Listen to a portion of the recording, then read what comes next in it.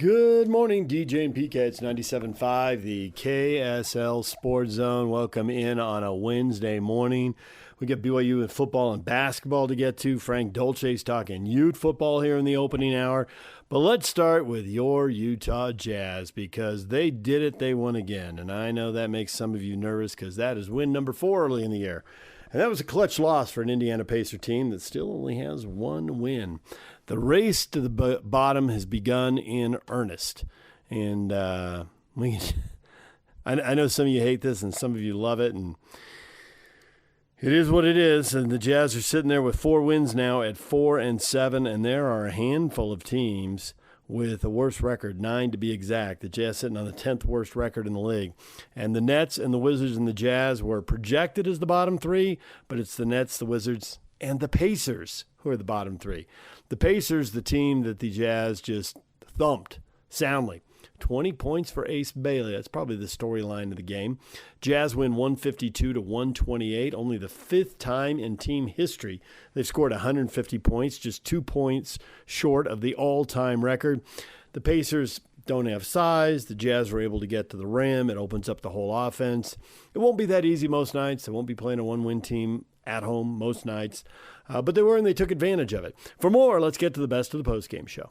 Your Jazz recap here on DJ and PK 97.5, the KSL Sports Zone. Jake Scott with you this morning. The Jazz win big over the Pacers last night at Delta Center, 152-128.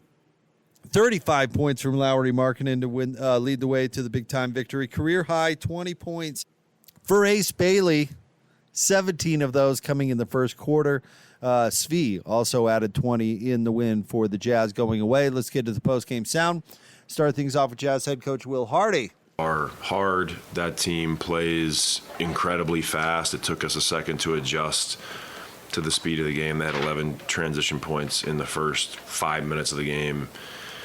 And then we did a good job of kind of meeting the pace of the game, understanding what we needed to do to get back and get our defense set. They play a really up-tempo style, and so the score ends up looking crazy. But I felt like our team really competed tonight. Offensively, 38 assists, 8 guys in double figures. A bunch of guys played really well. Lauri obviously kind of sets the tone for us. I thought Ace for sure had his best regular season game as a pro. I think that was pretty obvious. I think Svi has been really solid for us this season. He doesn't get talked about much. Shoots a lot of catch and shoots, is making simple decisions. Guards a lot of different positions. And so I want to make sure that he gets some love. Zay being back, on the second night of a back-to-back, we needed his pace. 11 assists, had some amazing passes, getting in the paint, finding the corner. I thought Cody did a really good job defensively tonight. Hasn't been in the rotation all year. Came in tonight and gave us 18 and a half really good minutes. So it's a good team win. These games, like I said, on a back-to-back with a team coming in that plays that style, those games can be really hard. I thought the team did a really good job tonight. Do you think Cody's getting better? Yeah. What are you seeing from him? Well, I think his physical strength is much better. You see it defensively, taking bumps, cutting guys off. Cody has a really high level of understanding on the defensive side of the ball. Offensively, I think he's continuing to keep it really simple. But Cody works incredibly hard, and, he's stayed ready. And so I thought tonight the lift he gave us, especially on the defensive side of the ball, was big. He's shown that he can really move his feet. I think the work that he's done on his body is really helping him absorb contact.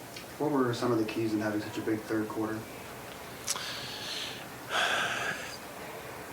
I felt like we settled into really understanding how they were guarding us, but nobody forced the issue. I think we really settled in as a team into, hey, the game gets going up and down. we still need to execute offensively, and everybody needs to make the simple play, and that's how you end up with 8 people in double figures. I don't think that anybody was necessarily forcing it when they had it. I felt like everybody just kept making simple plays, and then, we obviously made a bunch of shots. What stood out about Ace's first half especially?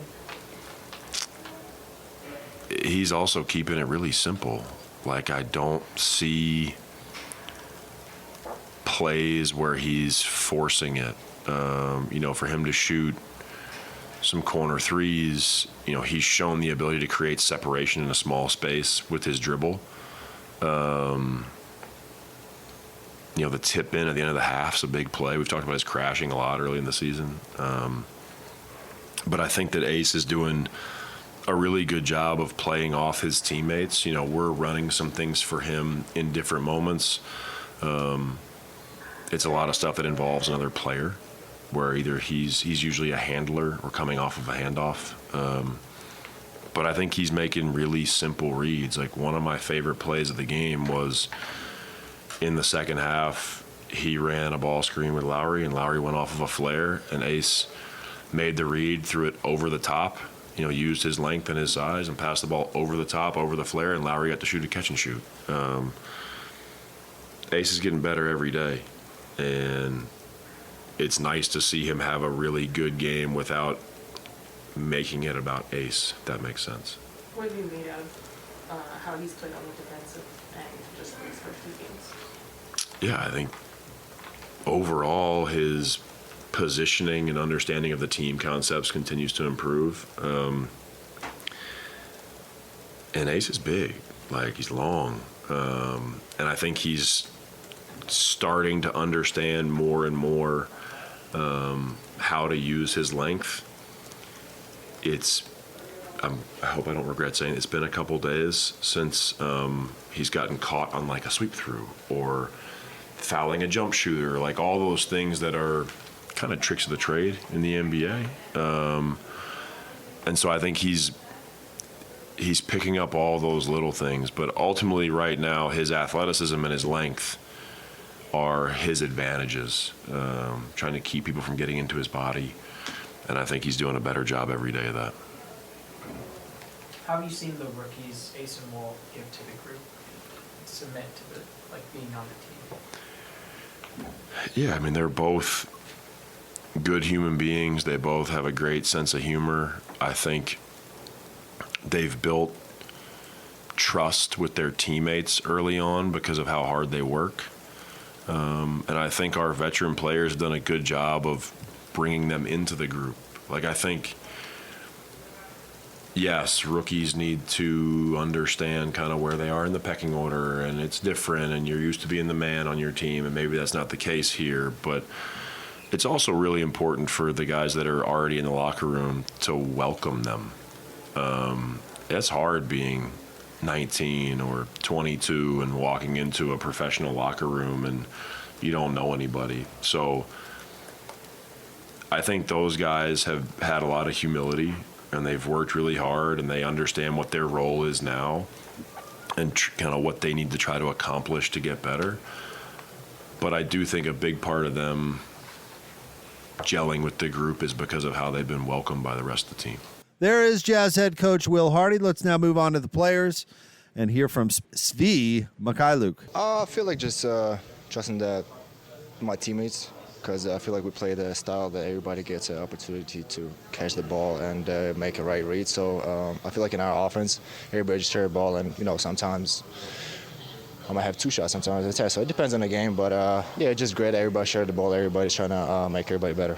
Yeah, Will Hardy was talking before the game about the shots haven't been falling, some of the threes haven't been falling, but the generation of shots is going well. That showed up tonight, and you're the one hitting a lot of those threes. How have you guys been able to kind of keep that confidence that the shots would eventually start to fall? I'll just not get discouraged. I feel like even last game we got a lot of threes. A lot of them was open, and it was a lot of in and out. So I feel like for us, in order to keep progressing that aspect of the game, just keep finding open guys, just keep shooting the ball. All right, thank you very much. That is Fee, 20 points last night, 8 of 10 shooting, 3 of 5 from 3. Let's now move on to Bryce Sensabaugh. I just say like the reads of the game is slowing down a lot more. The more games I play, the more it slow down. So all that's plays an effect in it. What was your favorite play you made tonight? The assist to Larry, everybody was hyped. I mean, that assist and then that big rebound I got in the beginning of the game gave us another possession. Those was like my two favorite energized plays. You look pretty pleased with the tip in at the end of the half. Yeah, it was crazy. I like that one too. I forgot about that one, but that was a good one. I mean, it brought us all together, a teammates. I mean, it was all just smiles and joy. One of the things we'll talk about is you guys haven't shot the ball as well as you can early in the year, and then tonight you have a night like tonight, scoring 152. Does that open up or kind of free you guys mentally to have better shooting nights moving forward? I mean, it would help a lot. I mean, knowing that our shots going in, I mean, we like the shots we take, but I mean, we found ways around it when shots not falling, whether it's just pick and roll action, I mean, down screens, I mean, layups, putbacks, I mean, second chance rebounds, I mean, all that plays an effect if it's just not shooting night going. And then you know Isaiah pretty well from Georgia. Yeah. Coming back, how's it just been playing with him? It's been good. I mean, the tempo of the game is just a lot faster for us with him coming in, pushing the ball, his speed, I mean, his IQ, I mean, a lot. What are you learning about playing NBA defense? Hard. It's hard. I mean, it's the small details that you think that wouldn't be important, but those are important things, the small things. So I'd say just pay attention to the small details will help you. What kind of small stuff? Like shifts. I mean, you helping someone else help. I mean, from slice. I mean, from different things. It can be from just knowing whips and stuff like that. Go ahead. Have you been surprised at all about, I guess, how hard, or you said it was hard, how complex defenses and offenses are in the NBA? Yeah, I do. I mean, Indiana's a fast team, so I mean, we got to get back on defense. I mean, from playing slower teams, from like the tip. I don't want to say slower teams, but like not as fast as the Pacers play, but they're a fast team, so defense just get back. Do you feel like you're developing film watching habits? Yeah, for sure. What's your habit go-to that you're I mean, I watch film before every game with my coach Chad. I mean, I watch it at home by myself. I watch it with my team back at home too, without the coaches. So it's just a lot more film. I mean, without practicing a lot, I mean, film is your next best option. So I say I've been watching it a lot. Did you watch that much film before? The Pacers? You talking about before no, the I NBA? mean, like at Rutgers. No, I watched a lot of film, but I ain't watch as much as it was in the NBA. Okay. What's the difference between like NBA film watching versus college film watching? Every small details, Yeah. the small details. What's the kind of stuff that you're paying attention? Like, obviously, when you're watching with coaches and stuff, they're picking out certain stuff. When you go home and you're watching film alone, what's the kind of stuff that you're looking for? I mean, if I'm watching someone else, I'll look at they strong right hand drivers. I mean, shade them left. I mean, I'm looking at the spin back lefts, or like they gonna go right, but they want to get back to their left hand. So I'm looking at like the important details, small details. I mean, from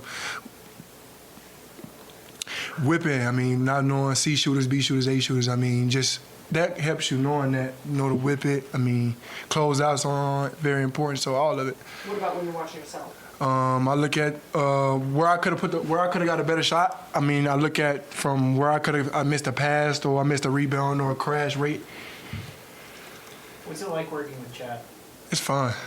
It's fun. I mean, like I say, Chad, very small detail person. I mean, he's very, very attention to detail. So it's fun watching him because he breaks down the very small stuff you wouldn't even look at that you would think. Kevin Love told us yesterday that you had asked him about his footwork. What did you kind of, take us through? What did you learn from him? 2 feet, very, very important. I mean, I made a play today, 2 feet. I mean, I looked at him. I mean, 2 feet going into the paint. I mean, drawing fouls, give you a better option. And it also gives you an escape, too, also, without just going up one. I imagine you've been stronger than players most of your life. And now at the NBA, there's probably a lot of guys who are stronger than you are at this point in your career.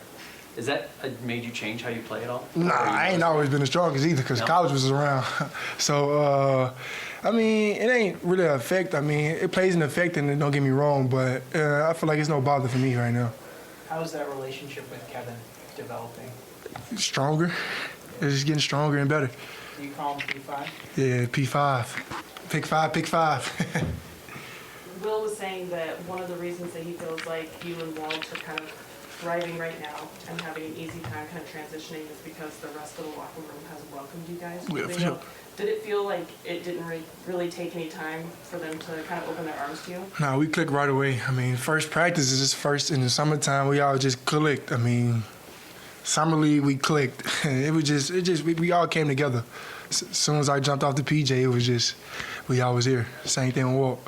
That is Bryce Sensabaugh had 16 points in 15 minutes, 6 of 11 shooting, 4 of 9 from 3 for Bryce. The Jazz blow out the Pacers 152-128. Next up for the Jazz, they take on the Atlanta Hawks tomorrow night at Delta Center. Tip-off for that one's at 7. Pregame begins at 6. There's the best of the postgame show. When we come back, we are headed to BYU to hear from Kevin Young after BYU unexpectedly has to come from behind to beat Delaware.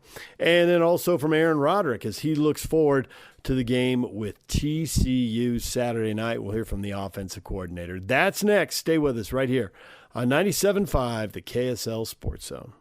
Good morning, DJ and PK. It's 97.5, the KSL Sports Zone. All right, BYU got the win. They improved to 3-0. They beat the Delaware Blue Hens as expected. Delaware drops to 0-3 on the season, while BYU is a perfect 3-0. And Delaware had lost to Bucknell and Wilmington, Delaware. I mean, they're just coming in here. Who are these guys traveling across country, picking up a check? Yeah, it turns out these guys grabbed a 17-4 lead. They hit some threes early. BYU did not, but I think there was a distinct lack of energy, conviction, focus, will to win. I think they just thought they were going to cruise. I don't know. It's hard to know exactly what went wrong, but it's 17-4, so something went wrong. They still trailed at halftime. Really, BYU started to take control a few minutes into the second half. They came back and tied the game up, and then Delaware surged in front again, and then it was over. It was 53-52, BYU by 1 with like 12 minutes to go, and from there it was a blowout. It was 32-16 to close the game as BYU started throwing in three-pointers. I think they missed like 7 in a row at one point early in the game, and then Richie Saunders made back-to-back threes, and it was on. The lead went up to double digits with about 10 minutes to go, and they just kept pulling away.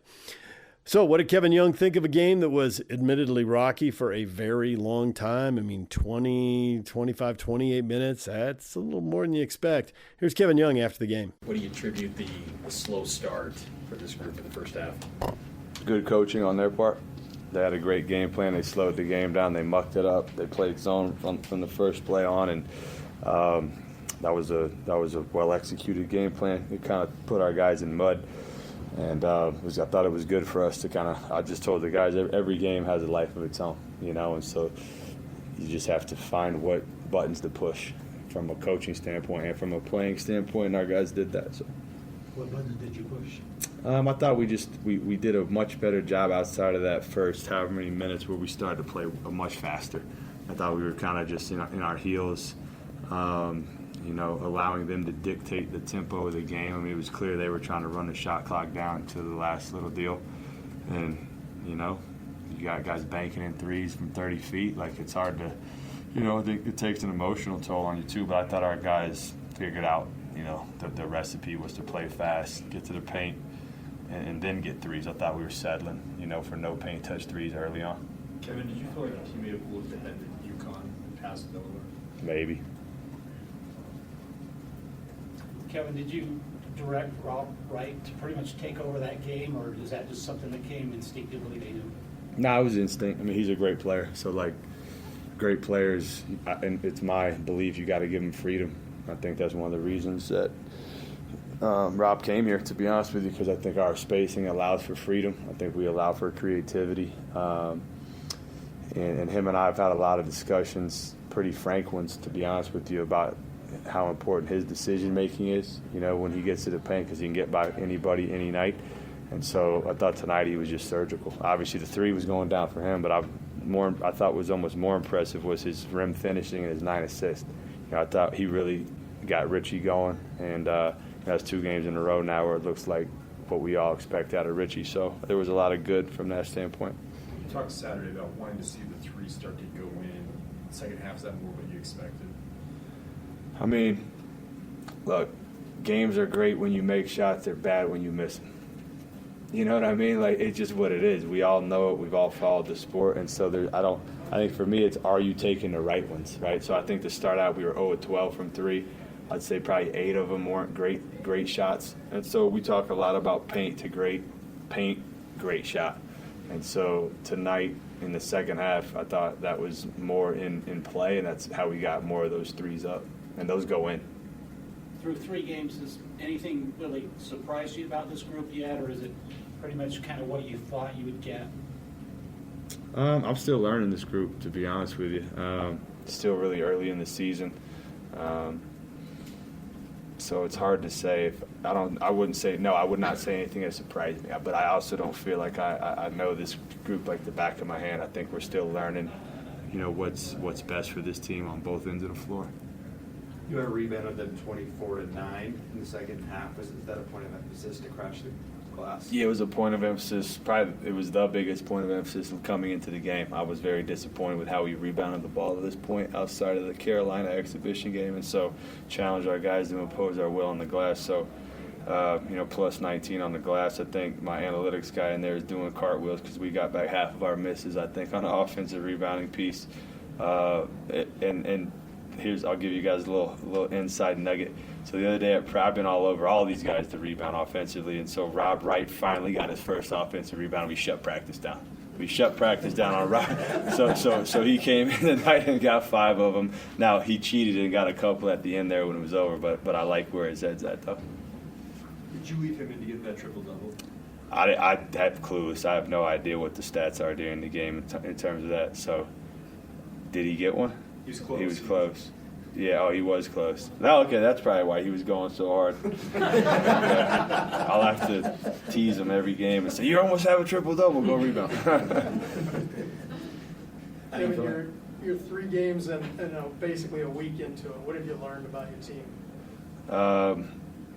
We have some really good players, honestly, and so what can we do to continue to get these guys to play with each other and make each other better? I think that's the biggest challenge. I've been on a lot of teams that have had high-end talent, and sometimes it goes great, and sometimes it doesn't. And I think the ones where it goes great is when they all play for each other. And so it's bigger. Our team, for me, it's like bigger than the scheme. It's bigger than the X's and O's. Like if these guys play for the guy next to them, we're going to be really good because we have good talent. And, to your point about the shooting, if we can do all that and our 3 start going in like we know that they can, then that's obviously where we're going to be the most dangerous team. Looked like AJ took an elbow to the face. Yeah. How do you feel like he responded after that? Good. I mean, he's so grounded and nothing phases him, honestly. Like, I love that about him. For an 18-year-old kid, I mean, I just love his approach. He's super mature, and I thought he came in, I don't know if it was before or after that, but sometime during that moment, he really got downhill. Obviously, he's such a load getting downhill. I think all of our guys, I'm proud of all the guys because we talked a ton about like our rim finishing. So now you're seeing a little bit more variety with our moves in the interior.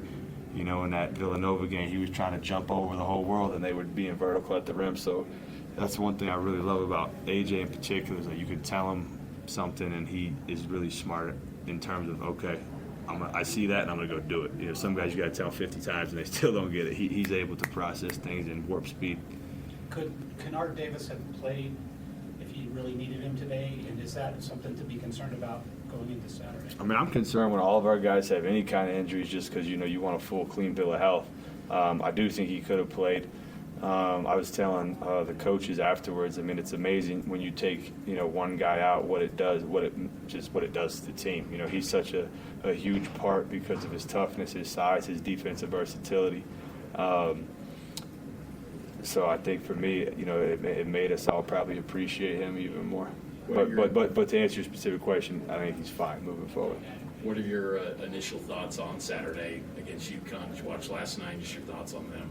I'm still getting caught up. I've watched several of their games. Obviously, a good team, really good coach. I mean, he's a really creative offensive coach. They run really good stuff. Obviously, he's had a ton of success, so a great respect for him in particular in their program. So it'll be a good challenge, and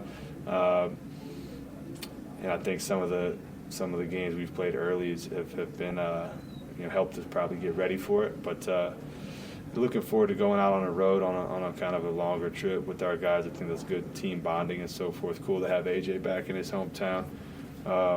Be cool to see how many BYU fans that show out at TD Garden. So we're looking forward to it. 2 more questions. Are you going to be leaving Thursday? Like, what's the timeline when you guys are heading out there? Yeah, we're leaving. We're leaving on Thursday. Yep. Kevin, your big three guys, I think, I don't know what the percentage are, but they scored the bulk of your points. Is that kind of, I don't know, sustainable? Is that kind of how you want it, or do you think maybe that was because Kennard wasn't in the lineup? No, I think those guys are going to score a lot of points every night, to be honest with you. I mean, I think we're searching, I would say, for somebody, off the bench to come in and, make shots. I think Dawson will be that guy when we're fully healthy. We're giving a lot of opportunity to Tyler. He has yet to have a game that, he wants it. But I think it's coming because he's a winning player. Like, he makes winning plays out there. I think Dom has shown flashes in the last 2 games that have been impressive.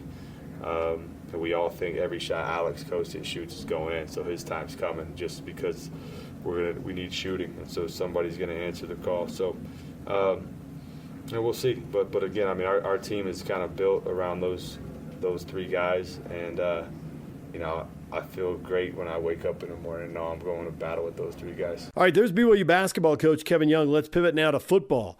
BYU offensive coordinator Aaron Roderick. Man, that was only a 7-point game at Texas Tech. That was a rough performance for the offense. Now, the defense this week shouldn't be as good. BYU has to bounce back and win at home. They need to win their last 3 games, punch their ticket to go to the Big 12 title game, something they almost did last year but didn't quite because they had late season, back-to-back losses in November. Are they going to repeat it now? They were 9-0 last year. They were 8-0 this year. They need to bounce back with a win. Here is Aaron Roderick. Aaron, give us a brief debriefing on how you think the offense played at Texas Tech. Tough day at the office for sure. We did not play well at all. First of all, I want to give credit to Texas Tech. That's a very good team. It's one of the best defensive lines I've ever coached against, if not the best. They've put together a heck of a roster there. However, there was a lot of mistakes we made pre-snap. We had a lot of trouble with the crowd noise, trouble hearing the play call, made a bunch of pre-snap mistakes in that game that really cost us. And then we weren't able to get anything going in the run game. And then, of course, in the passing game, it took 7-man protection to block their 4D linemen, and then we're running a lot of 3-man routes and into deep zone coverages. It was really tough to get open. So, yeah, it was a really tough day. We played poorly, and we're just trying to put it behind us and move on now. How did LJ come out of it? I mean, good. Obviously. Yeah, he felt good in the game. I thought he played well. We weren't able to give him a lot of carries because in the second half, once we got down 3 scores, we had to just go 2-minute and try to stay in it. And but he felt good, and he's ready to play again this week. After the game, Chase talked about the inability to get an explosive play to really get things going Yeah. for your guys' offense. Is there something that you guys can do in the final 3 games that would allow you to have that, big burst that you might need to get into a rhythm? Well, yeah, we've had a lot of explosives this year, and that game, though, was tough because, as I explained, we were, that 4-man rush is pretty intense, and we were using 7 guys to protect, and then you can only get 3 people into the route. And sometimes you get a check down or 2, but it's hard to get people open when their linebackers are dropping super deep and their secondary is not letting us behind them. Sorry. So it was tough to get an explosive play in that environment. And, we thrive. Our explosive plays come off of our, we establish the run most games, and then our play action passes are where our explosive plays generally come from. And we've been able to do that in every game this year except Saturday. And so we got to get back to our identity. How do you think Bear responded immediately after the game, and then how do you expect him to handle it moving forward? Yeah, he was really hard on himself. He felt like it was his fault, and I'm not surprised. He's a freshman. He finally had a bad game. It is what it is. He's played so well all year, and each week he's exceeded our expectations. And then this game, he had a tough game, just like all of us did, and me included. And he felt really bad, and I've just been trying to, let him know that it's a team game. We need all 11 guys to play their best, and our coaches, we all have to coach better, and I expect him to bounce back and play well this week. Looking into this week, what adjustments do you want to make in the run game going against another strong run defense? Yeah, they're a good team. First of all, TCU is very good in their own right. Very impressed with them, and Coach Avalos is a very good defensive coordinator. So we have our hands full. But we do have a good offense. We have a good identity, and we just want to get back to it. We just need to execute better. And being at home, I think, will help because, like I said before, the crowd noise was a big factor Saturday. We did not handle it very well.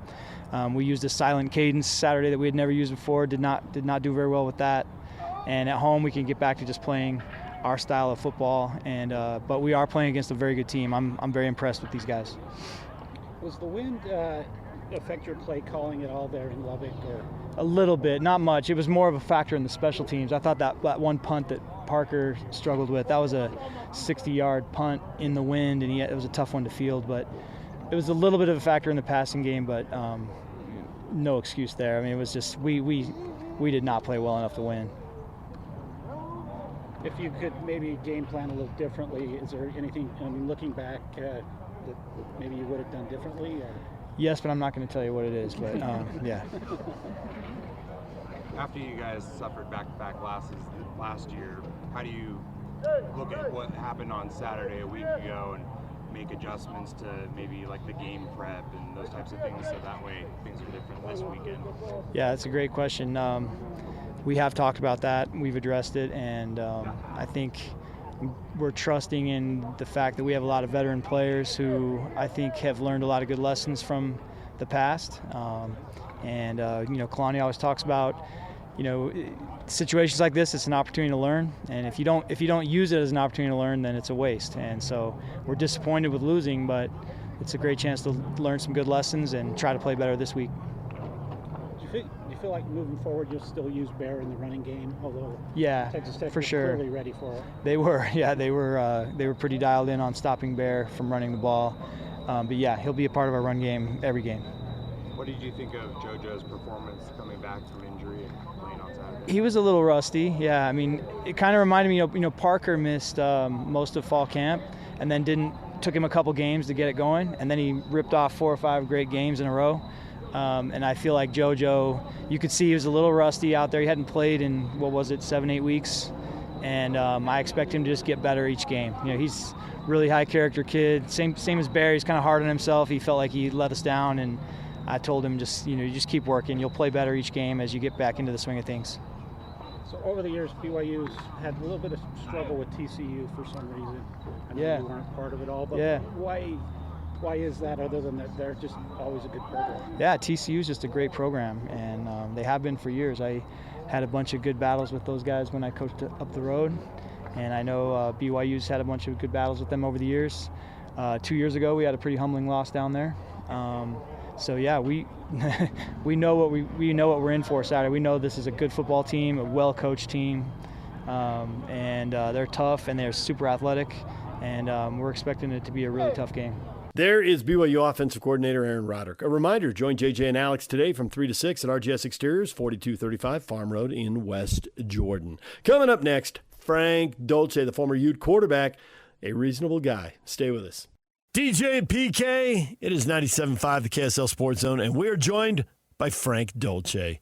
Frank, good morning. Yes, sir. Good morning. Frank, coming off a bye week, man, what do you do with yourself? Oh, I don't know. Thank goodness you got a game this Saturday. Lockdown, playing around it. It's an excellent question. Give order to your life. I know. Do you think that you feel like that? Like, you're going through the season, then you have a bye week, and you kind of like you don't know what to do with yourself on a weekend, or do you feel like, oh, this is nice to have a weekend off? As far as we're concerned, I know what your answer is. I mean, we're still watching games, and then from our perspective, the only time we would really have a week off is if BYU or Utah had a bye. And then there's conference games to watch, which is fine, great. I look forward to it. I mean, it blows by so fast. We're already in November. It's like 12 weeks and no problem. There's plenty of time to do other stuff the rest of the year. I I look forward to every Saturday in the September and October, November months, and I suppose into December and spills into January, but particularly during the season for everybody, and then see where they get and where they stack up and where they go as far as that goes. So I think for Utah right now, the question is, can they go undefeated? And I suppose the answer is yes if you use the verb can, but if you change it to will, maybe that opens up a little more debate. I think it's a funny team because I think they've in most games outside of 2 games they've played really well, especially recently, like kind of dominating efforts, rising to the level of expectations, shutting down opposing teams, and so it's interesting to look back across the 2 games where they didn't win, and some of the issues that went along with that. I think Texas Tech I think they're really good. Yep. Certainly beatable, but really good. And maybe that may be a closer matchup. I wouldn't say that Utah necessarily goes in and wins that game in a rematch, but certainly would. I think they would perform better. Although even with the problems they had, they were still really close in the fourth quarter until it got blown out. I think that Utah beats BYU in a rematch. Like, I think that's the way that Utah's played recently. I think they win that game, and I don't think it's necessarily a blowout, but I think they win that close game in a rematch. Oh, they kicked the crap out of him, Frank. Let's call it like it is. Really? No, I got no idea. Well, the next 3 are very winnable games, and so I don't know. We talked about it last week. I don't know if I like where the bye week fell because Utah had some momentum, and sometimes it's really difficult to regain momentum coming off of a bye. So we'll see how. And sometimes it's a matter of a quarter or so, and then you find your rhythm again. But you don't. This is one of those games where Baylor is good, beatable, but good, and if you you have to jump on them early and start dominating the game. If you let Baylor hang around, all of a sudden you find yourself in a difficult situation in the fourth quarter. That's a game that Baylor could snatch away. So it'll be interesting to see how, coming off of this bye week, how they perform early in the game. I assume they're going to be able to run the ball because looking at Baylor's losses, Baylor did a good job against the run against UCF, but in the losses, like Cincinnati ran for 196 yards, TCU ran for 265 yards. If you're going to compete with Utah, you've got to have either a very good or a great defensive line. And the 2 teams that beat Utah are either very good or great when it comes to stopping the run. Baylor looks like a disaster. Cincinnati and TCU ran all over them. Arizona State also beat them and ran all over them. I mean, how are they going to stop the run? Utah would need turnovers, penalties, sacks, negative plays. I just don't see how they're going to limit Utah to 3 or 4 yards a carry. Kyle's going to go for it on 4th down. The analytics are going to tell him to go on 4th down. And against Baylor, I think those analytics are going to be awesome because I don't think Baylor doesn't sound like they got a run defense that can stop anybody when they only need a yard or 2. Yeah, I think Baylor will have to just take a chance and walk a bunch of people up to the line of scrimmage. Like, they're just going to have to get safeties and everybody within 10 yards of the line of scrimmage and just sell out against the run. I think that's their only chance. That's going to be their best chance. And so and then you do that and you say, well, okay, so it's been the question mark this year.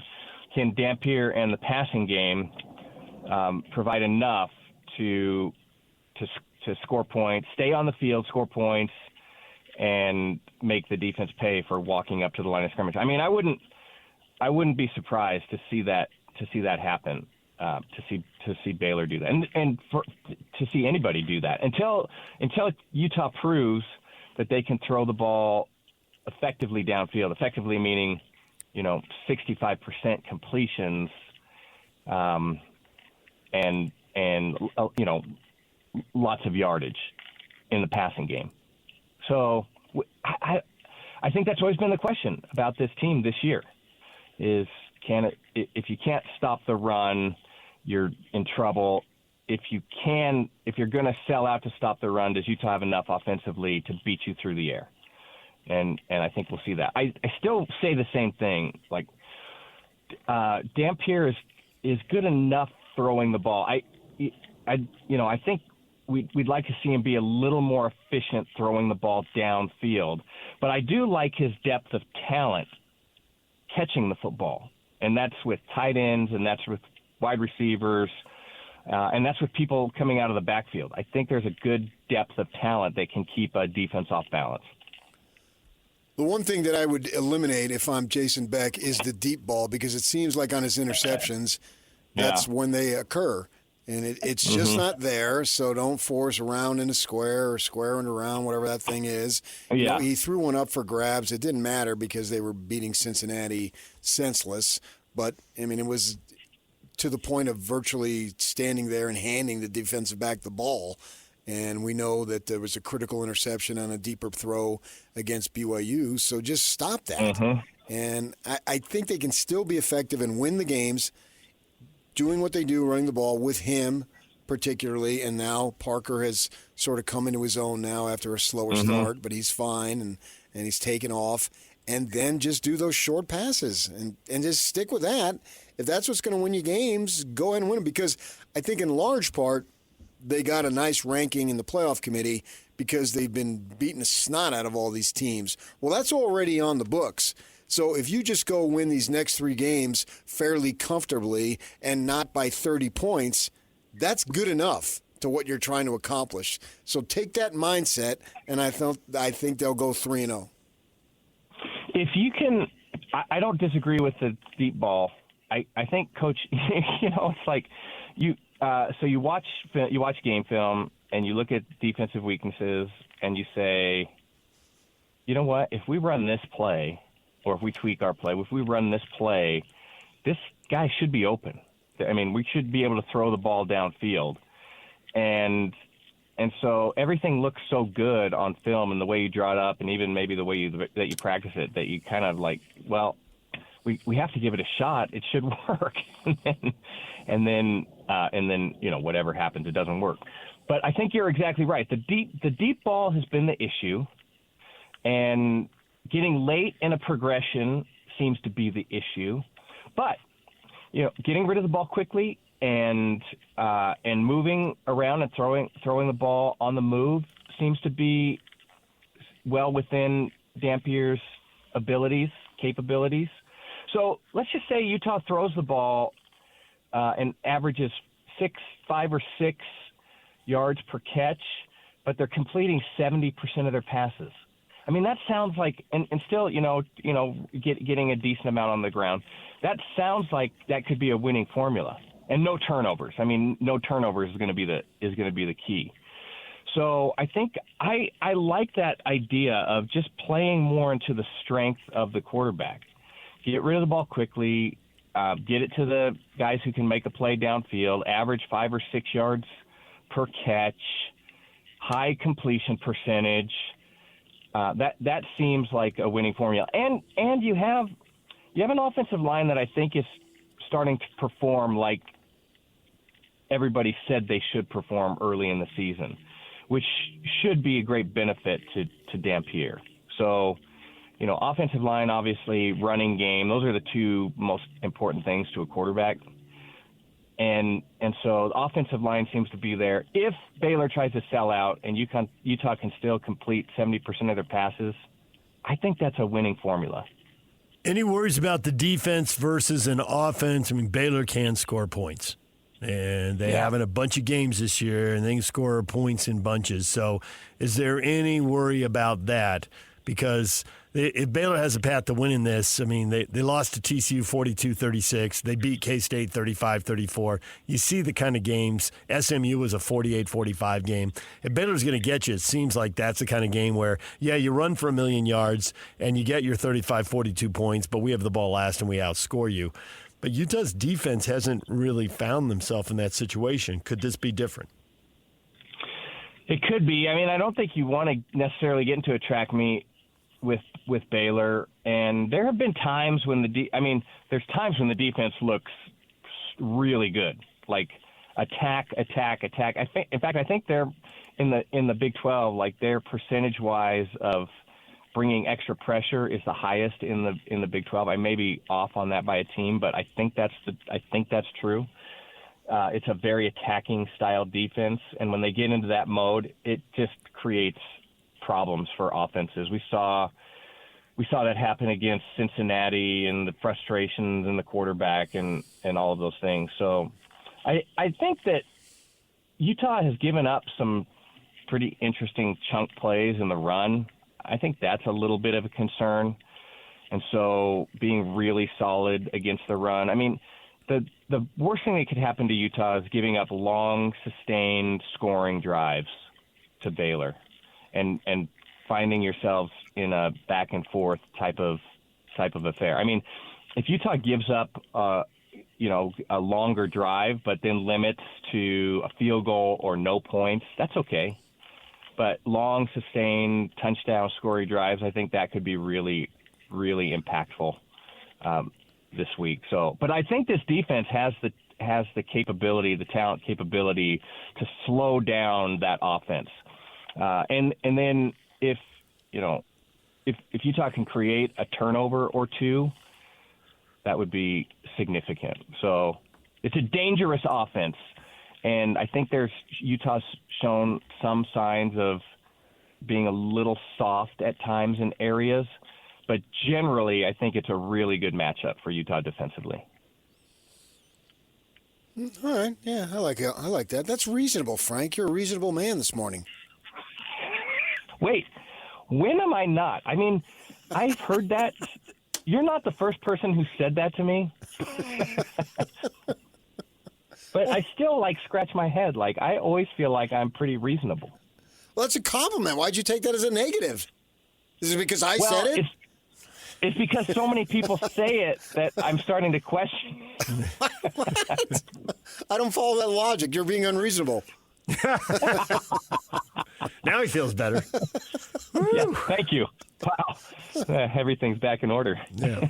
Well, there's a sense of semblance with the Utah football program that this is where, for so many years, it has been as we get into November, and we see the reasoning as to why they are where they are, yeah. And we know the reasons why they're here, and we're back in the same spot where it seems like outside of last year we've been for the last 10 years. Yeah. There's as much as everything changes, it doesn't really, everything stays the same. and I like this. I like this football team. I like the style. I mean, I've kind of come around. I used to say, kind of poking fun at Coach Whittingham, he would, if he could win every game 9-7, then he would do that. That's his comfort zone. Yeah. Stifling defense and just get a safety and just enough to get across the finish line on the offensive side and control the ball, control the time of possession, which time of possession is only meaningful to me with a Coach Whittingham offense. That's just the way he plays. It's such old school that's still a meaningful statistic for him. So I've come around on that.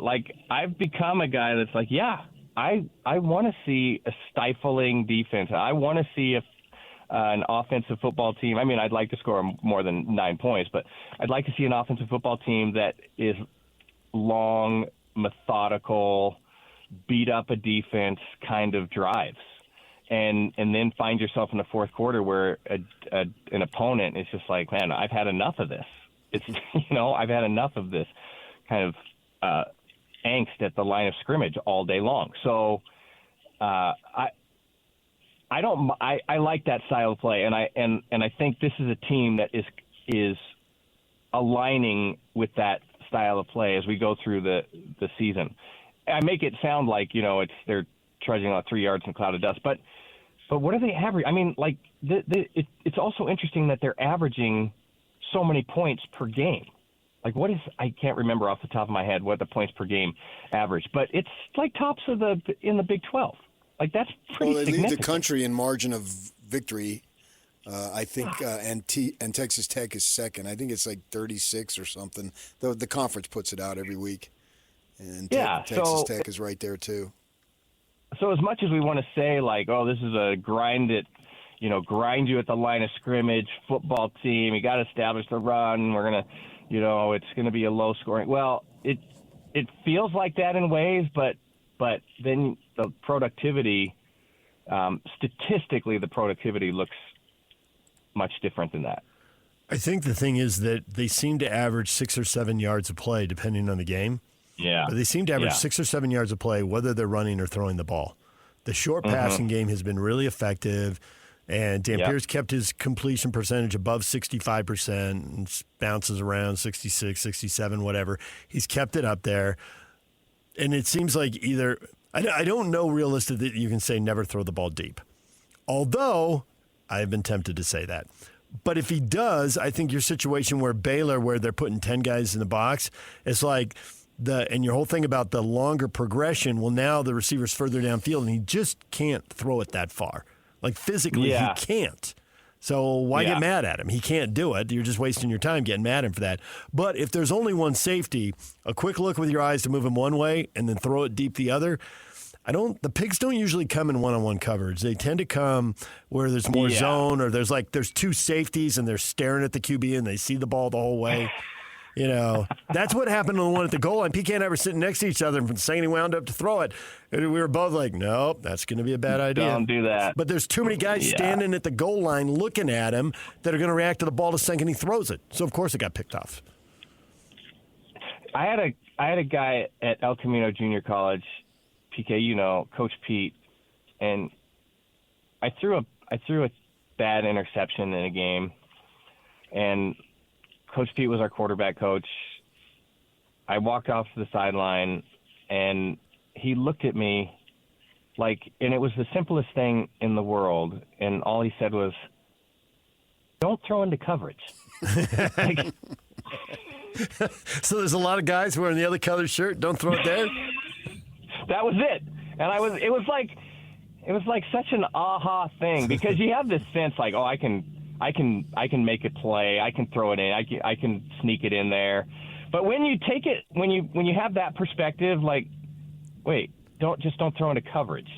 And then, I mean, circumstantially, if you're down late in the game, you have to, maybe you take a shot, something like that. But generally, that's a pretty good rule. I think that's a pretty good life rule. Maybe we should make some T-shirts. Like that's a life Don't throw lesson. into coverage. Don't throw into coverage. Like, it's so simple. And it's a hard with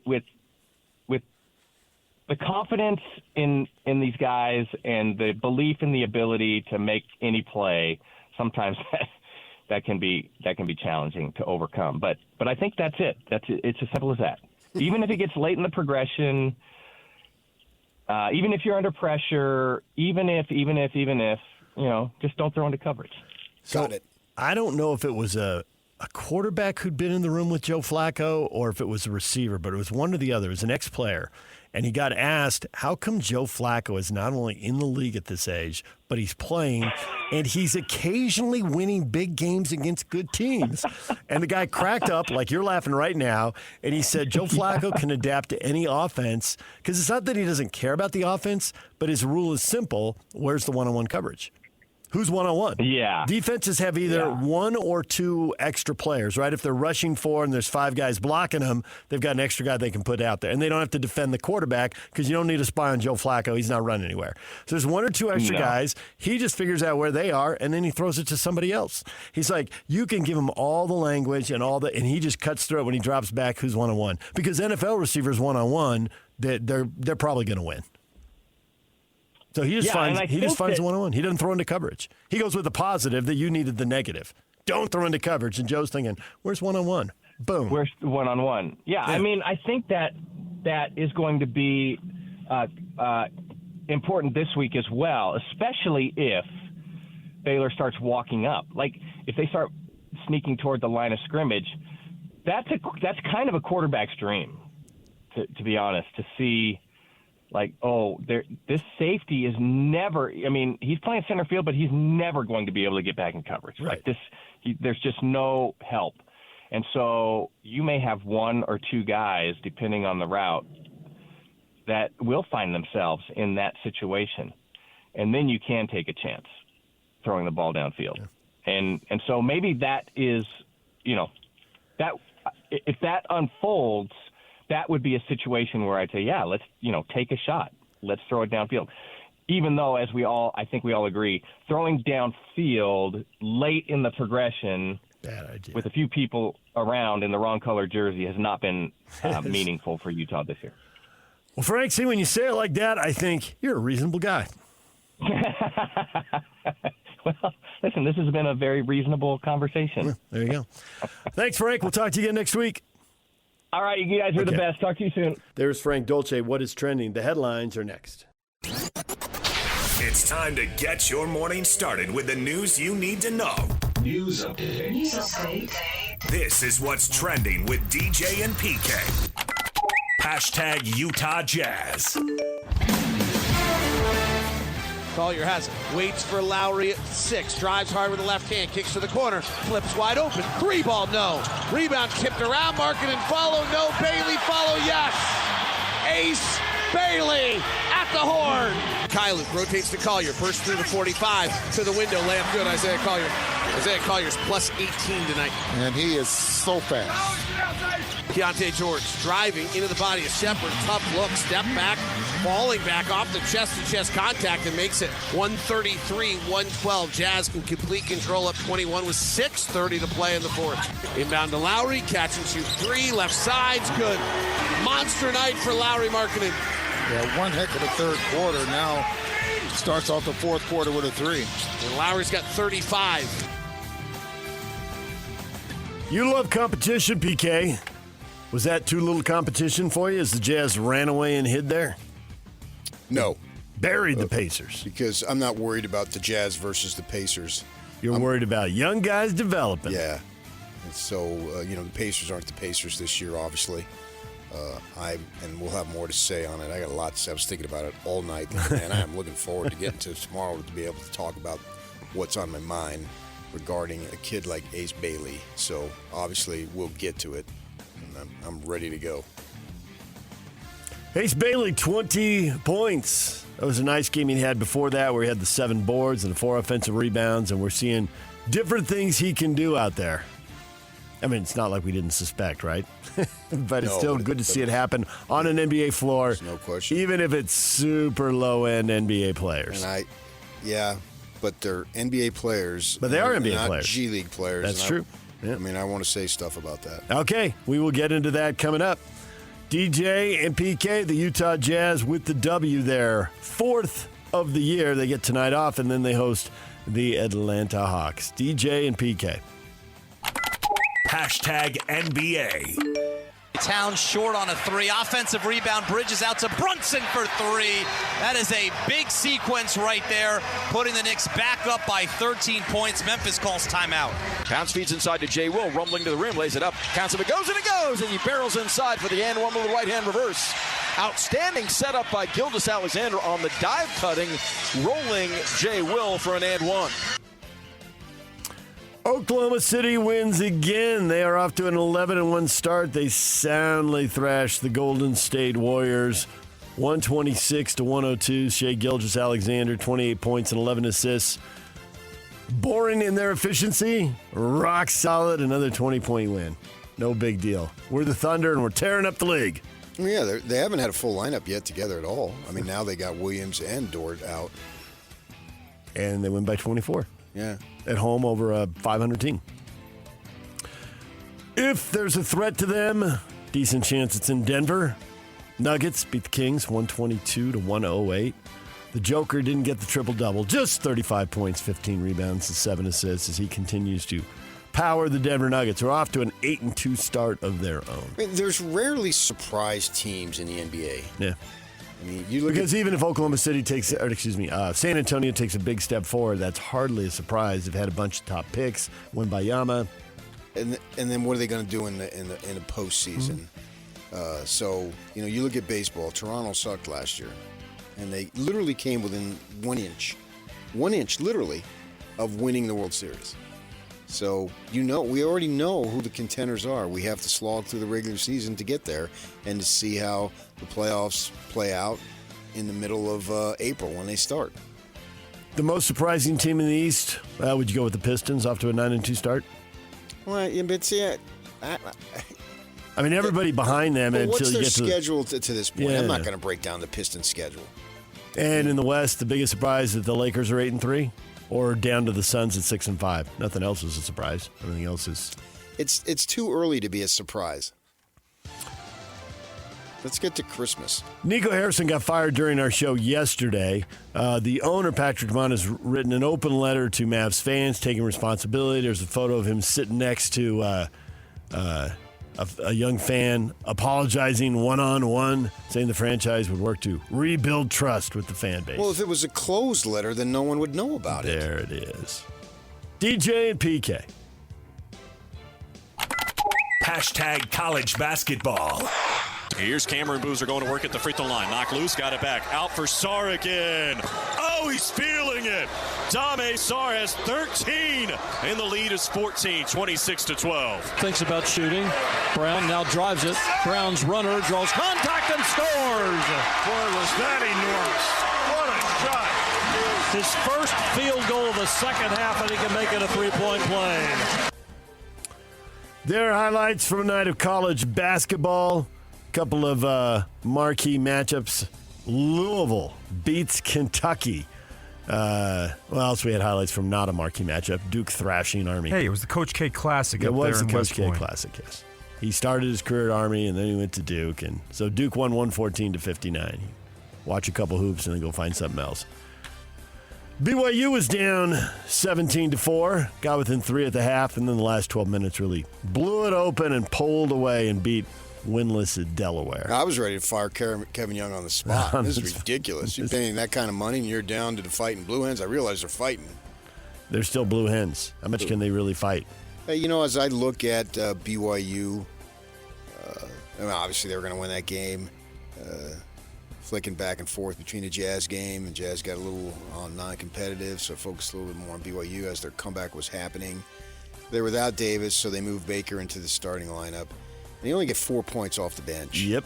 And that's not good enough. So they've got to develop a bench there. Time is right now. I don't think the Davis thing is anything more than precautionary. So Baker can move and come back off the bench. But you need at least 3 guys who you can count on, and who are they going to be off the bench there? And I don't think, with apologies to Terry Nashif, Matt Montague, Kevin Woodbury, Luis Lemus, I don't think they've had a point guard like Robert Wright ever in my time here. I'm glad that you apologized to all those point guards. Yeah, I mean, I love them dearly. I even throw my great friend Austin Ainge in there. But, he was the size of a point guard, but he had the old man's mentality, FGAs. He grew up with that.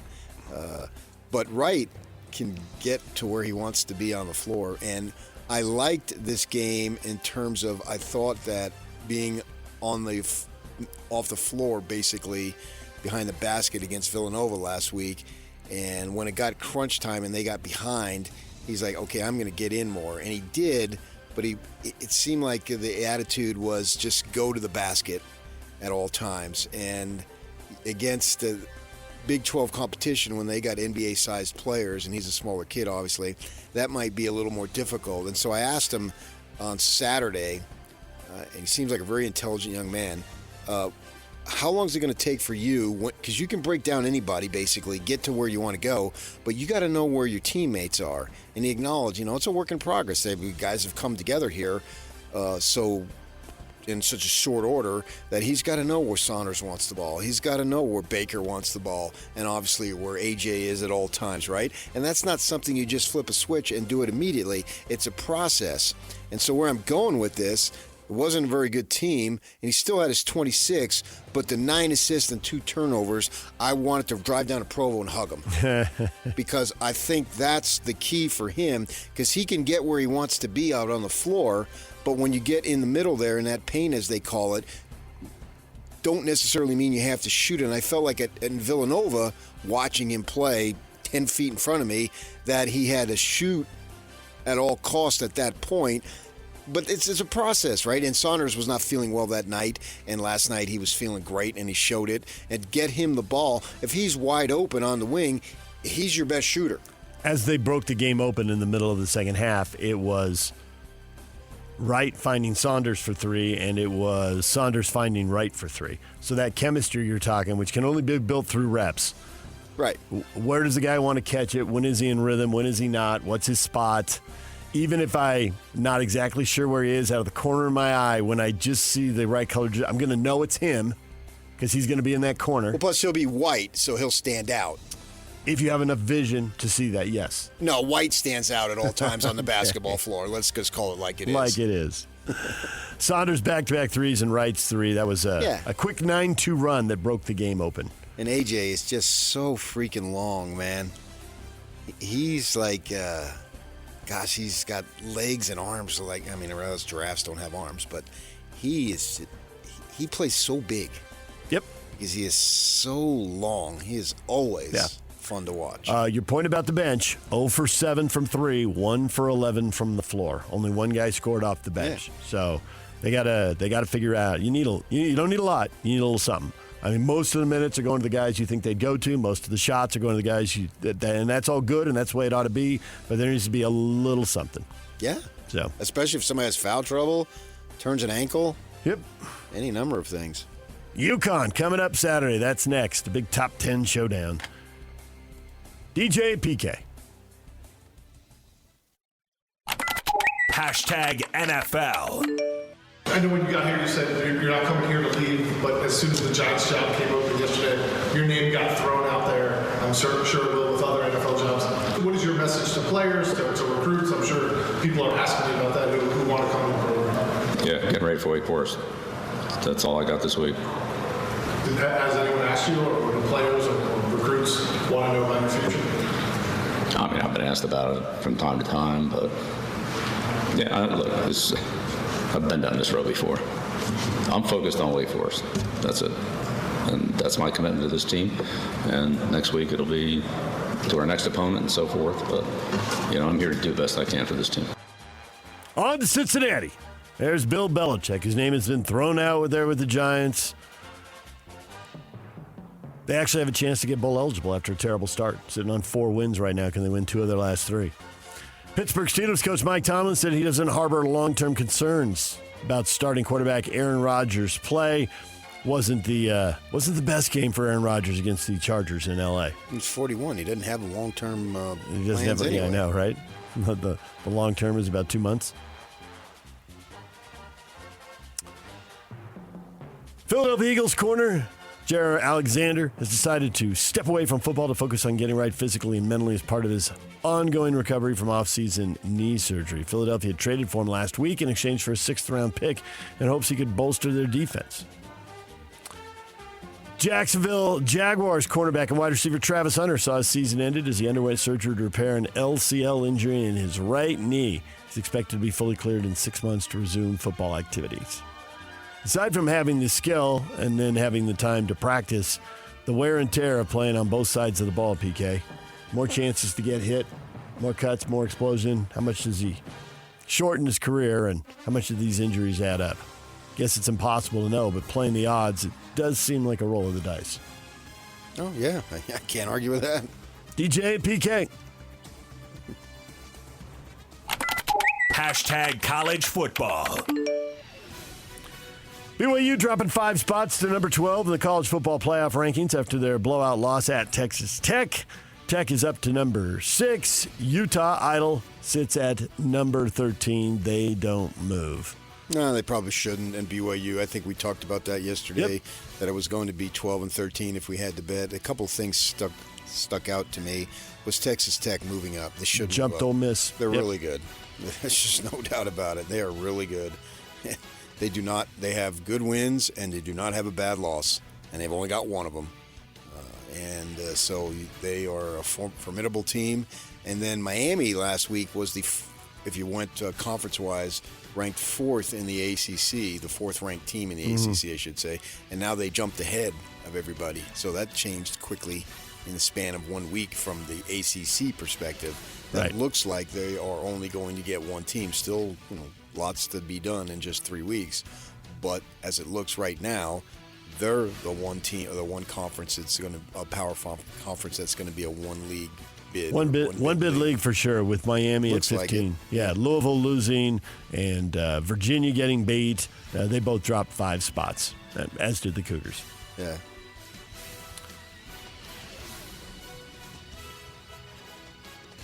Maryland coach Mike Loxley says he doesn't feel that he is coaching for his job. 5-game losing streak. Rumors the Terrapins could be looking to fire him and look for a new head coach. As the head coaching, the list of vacant head coaching jobs in college football is long and about to get longer. Will that include Maryland? DJ and PK. Hashtag Major League Baseball. AL and NL Managers of the Year repeat. First time both managers of the year repeat as winners. Guardians and Brewers. Stephen Vaught and Pat Murphy. Are you surprised? No. Stephen Vaught with the Guardians. Yeah. Pat Murphy with the Brewers. The Brewers continue to defy. They give guys away, and they continue to win. He's an old ASU coach from several years back. Crusty dude. Big-time Valley favorite because he will tell it like it is and use salty language. He is the Bruce Arians of the Phoenix area in terms of how the media loved him when he was there. And they continue to find ways to win. And Voigt did a great job there in Cleveland. And they had 2 pitchers that were taken away from them, obviously. We talked about it yesterday because of the gambling spiel. And they still won the division. I don't think there was anybody that I could really put in contention above those Well, it's guys. usually these awards tend to go to best team or team that most outperforms expectations. So the Brewers are the best team at 97 wins. Best team in the regular season. It's a lot of wins, season award. Yeah. And then I don't know if you thought anybody else outperformed expectations, really. Maybe Not to Seattle. Maybe. Not to that level, no.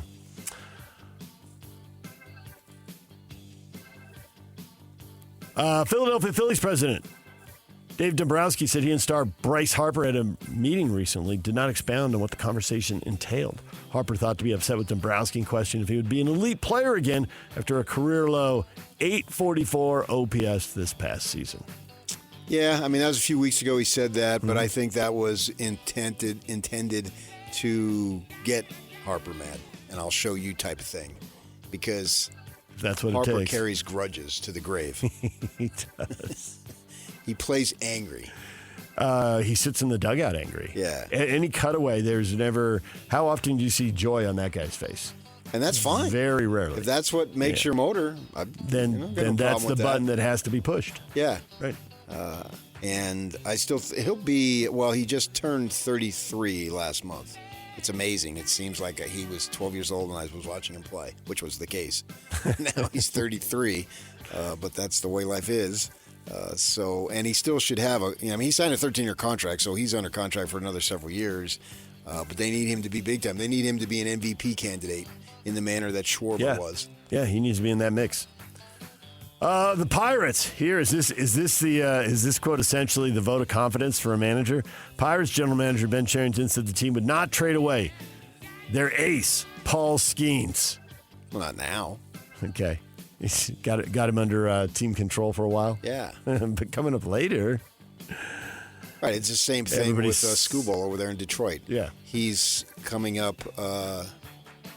So do you trade him now and get value? Because somebody's going to, if you just let him go as a free agent, we've already seen a couple of teams will throw in a country or two if you want. Here come the Dodgers with more deferred money. Yeah, so that Skeens is in that situation. But I think everybody, with the exception of very few, needs to be considered tradable if the offer is right. DJ and PK. Hashtag NHL. Utah Mammoth back in action tonight. The Buffalo Sabres are in town. Puck drops at 7 o'clock at the Delta Center. Coverage on the KSL Sports Zone begins at 6 with Hockey Night in Utah. All right, the team has lost 3 in a row. PK, we've talked about streaks. Time to stop another streak. Last time we were talking about stopping a streak, they were playing the Sabres in Buffalo. I thought so. And they got the win, and that was after back-to-back losses. Don't let it get to 3 in a row. Now it's 3 in a row, and it's 5 of the last 6. And you're home. And you're home, so need to beat Buffalo. And you've been on your feet for a little bit. Yep. Or off your feet. Off your feet. What is Trending is brought to you by Shamrock Plumbing. There's no job too big or too small. Get the personal touch with Shamrock Plumbing. All right, coming up, college football with David Smoak. He's a host on 365 Sports in Waco, Texas. He always comes with a ton of energy and is wildly entertaining. We'll talk Utah-Baylor with him next.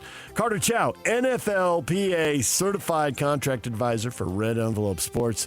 We'll talk about the changes in sports, the professionalism of college football. We'll talk with him coming up at 9:30. It's also a Win Tickets Wednesday, and we'll be giving away tickets to the Holiday Lights at the ballpark at America First Square a little later in the show. David Smoak next. Utah and Baylor right here on 97.5, the KSL Sports Zone. It's game week for the Cougars, and the KSL Sports Zone is getting you ready for kickoff. Even after their first loss of the season, the Cougars' dream of a spot in the Big 12 title game is still alive and well as they welcome TCU to Provo on Saturday. Listen all week long for the best coverage of Cougar football. Then catch College Football Saturday game day at 10 a.m. with a postgame show immediately following the game on KSLSports.com. Your home for the best coverage of BYU football is live on air, online, and on the KSL Sports app. This is 97.5, the KSL Sports Zone. DJ and PK, it's 97.5, the KSL Sports Zone. A reminder that you can nominate the youth sports volunteer that you know for the Hercules Hero of the Week. Submit your nomination at KSLSports.com/contest and listen every Thursday afternoon to JJ and Alex for the winner. Help us celebrate the efforts of those volunteers making an impact with the Hercules Hero of the Week, sponsored by Hercules First Federal Credit Union and Beehive Meals. DJ PK, and we are joined now by David Smoak. David, welcome back to the show. Well, hello. It's good morning. Good little intro music, great promos. I hope you guys are doing well. I know the Utes are turning the corner, so to speak, and trying to get themselves involved in all this, aren't they? Yes. They are. They are trying to run their way to Dallas. They are, and you know, you've covered college football for a long time. David's on 365 Sports in Waco, Texas. And, you know, if I ask you who the top rushing teams are in the country, you're going to go straight to the service academies. They're going to run run the option, and they're going to run the ball forever. And after you get to 2 of the service academies, the third team in the country running the ball is the Utes. There is no trickeration. There's a little deception maybe with are they handing it off in the fly sweep, or are they pulling the ball from the running back, but they just run it at you, run it at you, and run it at you. And so I think question number 1 as they get ready to go to Baylor is Baylor up for this? Because it looks like that run defense has had a few weeks where they really struggled, and there is zero surprise about what the Utes are going to do. No, is Baylor ready for it? They're kind of schizophrenic at times, but at the same time, consistently the same. I know that makes no sense, but they have not stopped the run. I know they just had the off week, and before that, they beat UCF 30-3. Honestly, I don't care. They needed to win. They got to find a way to, make sure they get to a bowl game, which is where this program is. Last year they had to make the run from 2-4 to 8-4 to get to a bowl game, and so same thing. They fall behind. They take all this energy to get back in it. A couple of times they've been able to win, but most of the time they just can't have enough gas left. So no, I would expect, and Utah. I think I brought this up, so I'm sorry if I've repeated myself here, but I remember the first time Utah-Baylor played. Utah was, I still think, a non-conference game. And I had somebody explain to me that they thought watching Utah just play the game of football was like trying to play against a big ball of angry razor blades. And they've gotten back to that. Last year, of course, it was a mess for Kyle Whittingham. But no, I don't.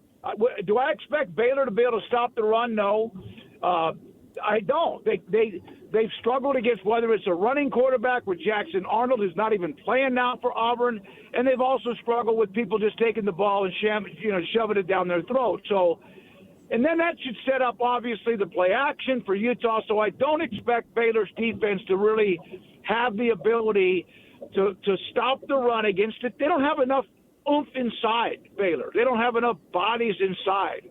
So I do not think that unless Utah just has a bad day, that they should be able to pretty much do what they want with a run game. If I'm just judging on pro style and pro style alone, I think Sawyer Robertson is as good as any quarterback in the conference and what he can do, his ability to drop back. If he's got the time, he's going to not only complete a high percentage, but he's going to spread the ball around. You just look at the receiving yard stats, and they've got 4 guys over 400-plus yards in receiving. A couple guys on the top have some pretty good stats. And it's been this way for a couple years. I never understood why they didn't start him at the beginning of last year. But nevertheless, I think the guy's really good as far as a passer. It boils down to whether he's got time. And Scally dials up these defenses. What he does is he'll make adjustments upon the offense's adjustments. And so he's a real master at calling plays after he sees what the offense has been doing at the line of scrimmage, which is sort of reverse the way it works. But that's how they do it, and they're very good. So the question for you being, how do you think they'll be able to do as far as being able to pick up blitzes and providing the time that Sawyer needs to throw? It's a great question. And again, just like, can they stop the Utah run game or attack? I don't think they can. I don't know if they'll be able to keep Utah off of Sawyer Robertson. He kind of went through a little funk, and I don't. He was so good so early, even though they lost the game to Auburn, lost a heartbreaker to Arizona State. Sawyer Robertson has been good, but there was a stretch there where I think all of this, not that it was a amount of burden on him, but I said early on, they have to score 35 points a game to have a chance to win a game because they gave up so much on defense. And I know Sawyer Robertson, I asked him one time, guys, early in the year, it just seemed like he wasn't taking off 3 to 4 times a game, which when he does, he could get 8 to 10 or 12 or 15 and pick up a third down and, mid-distance or longer. And I had asked him whether or not he was told not to run. Did anybody on the coaching staff, because he's such value, hey, protect yourself? No, that wasn't it either. Then you wonder, okay, is it because he's trying to protect himself because of what might be in the future for him? That's not his style. I just think he's really good. And as you said, you defined him perfectly. But it's been kind of a treading water. He's put up some decent numbers, but he was leading the country in yards per game and all of that. And that's kind of slowed down a little bit. And I think it's obvious. Their run game is okay.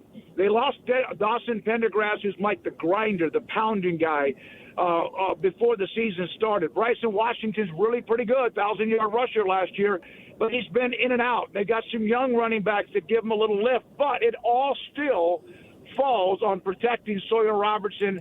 And I'm not trying to I'm not a Baylor alum. I didn't go to Baylor. I cover them. In fact, our show now has become as much more overall Big 12 than anything else. But I don't think this team, barring Utah throwing up on themselves, has enough to make this a competitive game. If it is, it'll be a nice. First of all, Aranda needs to win. The program needs to win, but. Can they stop the run? I doubt it. Can they protect Sawyer Robertson from a defense that's playing at a really nice level? I think that's going to be a challenge. And all it takes with Baylor's offense and puts them on the backside is fall behind. And then if Sawyer gets pressured, throws a bad throw, a pick or whatever, and then next thing you know, you're down 14 or 17. That's been their MO. It has been. So I don't This is a team in Utah that's hot. They kind of have their focus back. I'm not saying they didn't have it even a few weeks ago, despite a couple of losses. I just think this is Utah on a train headed downhill in a good way, and Baylor is scratching, and clawing to try to stay above water. It seems like they really do have to pressure the quarterback because it seems like matching up with all these wide receivers is difficult. Oh, yeah. I don't know if you love 2, 3, or 4 of them, but it's a big no. But actually, tight end Michael Trigg, who's on his third school, appears to be the most dangerous of them all, which is saying something. Yeah, no, Michael Trigg has a really, really good chance of being drafted and playing on Sunday. He's that good. He made some catches against the UCF that were just phenomenal. He's got the body. He's got the size. His thing is just keep maturing, Michael. Just keep, every day, get up, smile, go to work. You have a chance to play on Sundays. He is a fantastic tight end. But he's also more than he's kind of got that hybrid, the tight ends that go down the seams. He makes catches in crazy ways. His body can twist and turn. He's a great tight end. I don't use that word very often, but as a college football player, he's among the best. Mackey Award, all that stuff that he's been a part of the watch list. The other receivers, they have a bunch of them, and they've all done something here at times, whether it's Hawkins or whether it's Wilson or whoever it might be. Cameron. I don't know if they've thrown the ball and gotten Josh Cameron enough involved. He's a big body. He's a possession receiver. He's a hell of a punt returner, too. So when he catches the ball in the perimeter, he has a chance to make somebody miss because he's used to doing that as a punt returner. I don't think they've gotten him nearly involved as they need to, and it could be because of what the defense is doing. They have weapons. I don't think the running game, they're averaging about what they did, but I don't think it's been as dynamic. And I think that's, again, because they've gone to a younger group, although Bryson Washington is the guy. And the offense has not been the problem. However, it was when they've lost. They're not the reason Baylor's at 5-4. They're probably the reason Baylor's at least 5-4 because of what they can bring to the table. But there have been a couple of games when it's been hit and miss. And now you've got this team in Utah that does all the things, as you guys said, that they do. So I'm intrigued. It's a 6 o'clock kick here. I'm intrigued. They've had a lot of that 11 o'clock games, which a lot of times when you're not very good, you get stuck at 11 o'clock. And sometimes you're on ESPN Plus. But I think this is going to be – here's one of the other things. The Baylor fan base is disconnected right now. They're frustrated. Last year, it was a nice finish to the year, even though they lost the bowl game to LSU. They're very disconnected between the athletic department, Aranda, the football team. This is a fan base that's very wishy-washy, and I don't even know. I would hope, for God's sakes, just as a Division I football school, that you have a nice crowd at the game on Saturday night. But guys, I'm promising you this: I don't know that. I got away from worrying about, hey, where is there? That doesn't affect me at all. I'm in the press box, but I don't know.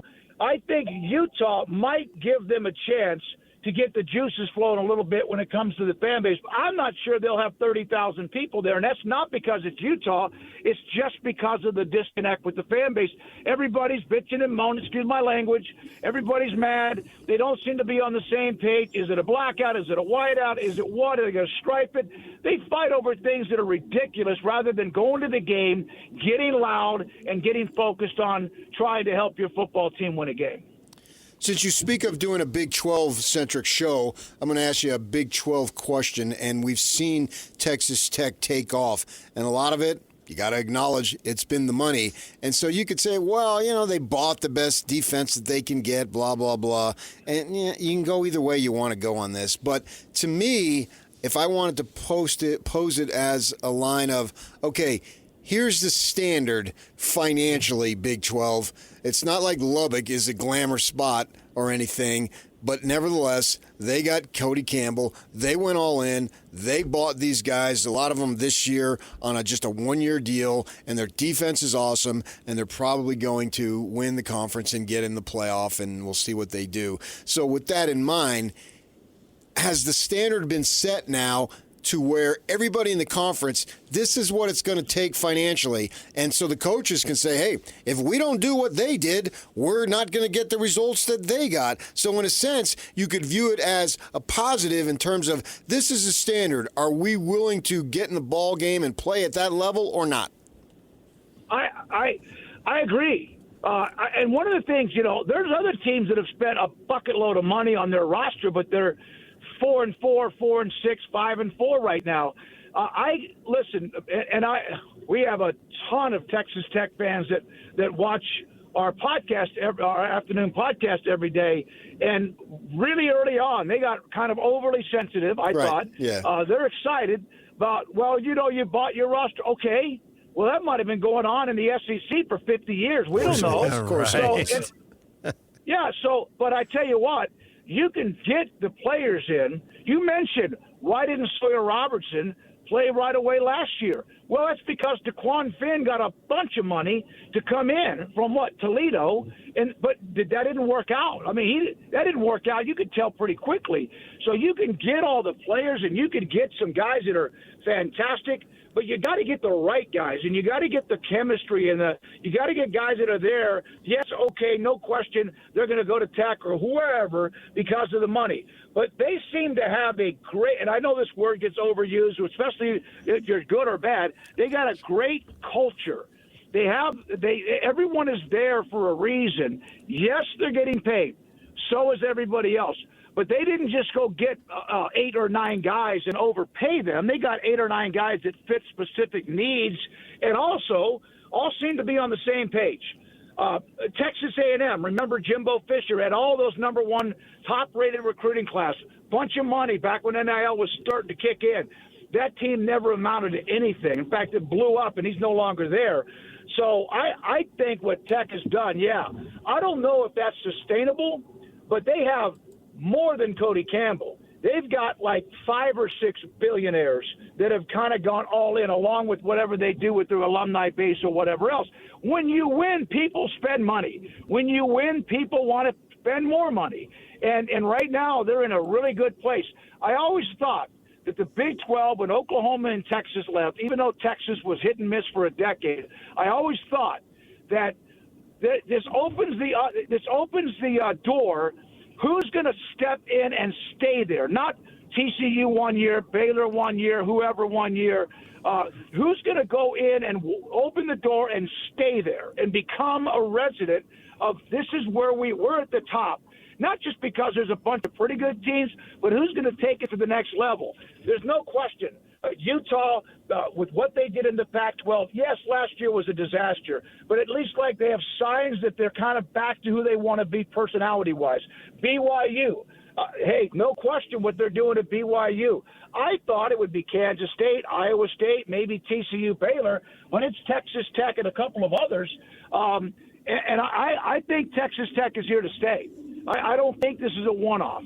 I don't think this is TCU in 2022 or whatever that was. Baylor in 2021. I think they're here to stay. I think they have the formula. They have the backing. And now, especially since it's working, my goodness, they got people who are probably wondering if they could. They have people who probably wonder if they're going to be able to pay their rent, who would put $100 or $500 or $1,000 to something, right? Because they're excited. 1996, the Big 12 started. Texas Tech has never won the Big 12 title. They've never played for the Big 12 title. You talk about thirsty. That's exactly. They're sick and tired of hearing about that, and that's why they have all this momentum. And yes, the guys who got involved with the money and the facilities and all that helped as well, but they also seem to be having the right players too. David, we're a little over time here, but we got to sneak in one question. But I'll need a shorter answer on this. Houston's 8-2. They've got 2 Texas teams left, TCU and Baylor. Are they going to finish this 10-2 and end up possibly in a big tie for that second berth in the Big 12 title game? And do you think they can sustain this, or are they a one-off team? I think Willie Fritz is a great football coach. He's built winners everywhere he's been. Do they finish 10-2? They have that bad loss to West Virginia, so that's in their pocket. And so I would think maybe they split the next 2. I don't know who they'll beat or not. But I think what they've done has been one of the fun stories along with Cincinnati in the Big 12. I think Willie Fritz wins, period. And I think Houston is a sleeping giant. And I'm not like Arizona State or whoever, but I do think that they are. I think this is going to be something where you'll see Willie Fritz win consistently. David, we appreciate it. As always, thanks for bringing all the knowledge and all the energy. Hey, guys, you guys are the best, man. Appreciate you, and I appreciate when I listen to your show, you guys do a great job, too. David Smoak, he's the host on 365 Sports in Waco, Texas. Interesting, but not surprising when you think about it, that has gone from what you would think is a Baylor show. I mean, he's right in Waco, and the school's right there, to, and they love football in Texas, and there's 4 Big 12 teams, and it's not that far to Houston, right? It's not that far to TCU. Okay, well, it is a little ways to Texas Tech. And with podcasts now, 300 miles, yeah, but with podcasts now, everybody's everywhere. Yeah. So I get how he's turning into more of a Big 12 football show. Johnny Cash was a forerunner. He's been everywhere, man. Johnny Cash, David Smoak. Yeah. Link them together. All right, DJ and PK, it's 97.5, the KSL Sports Zone.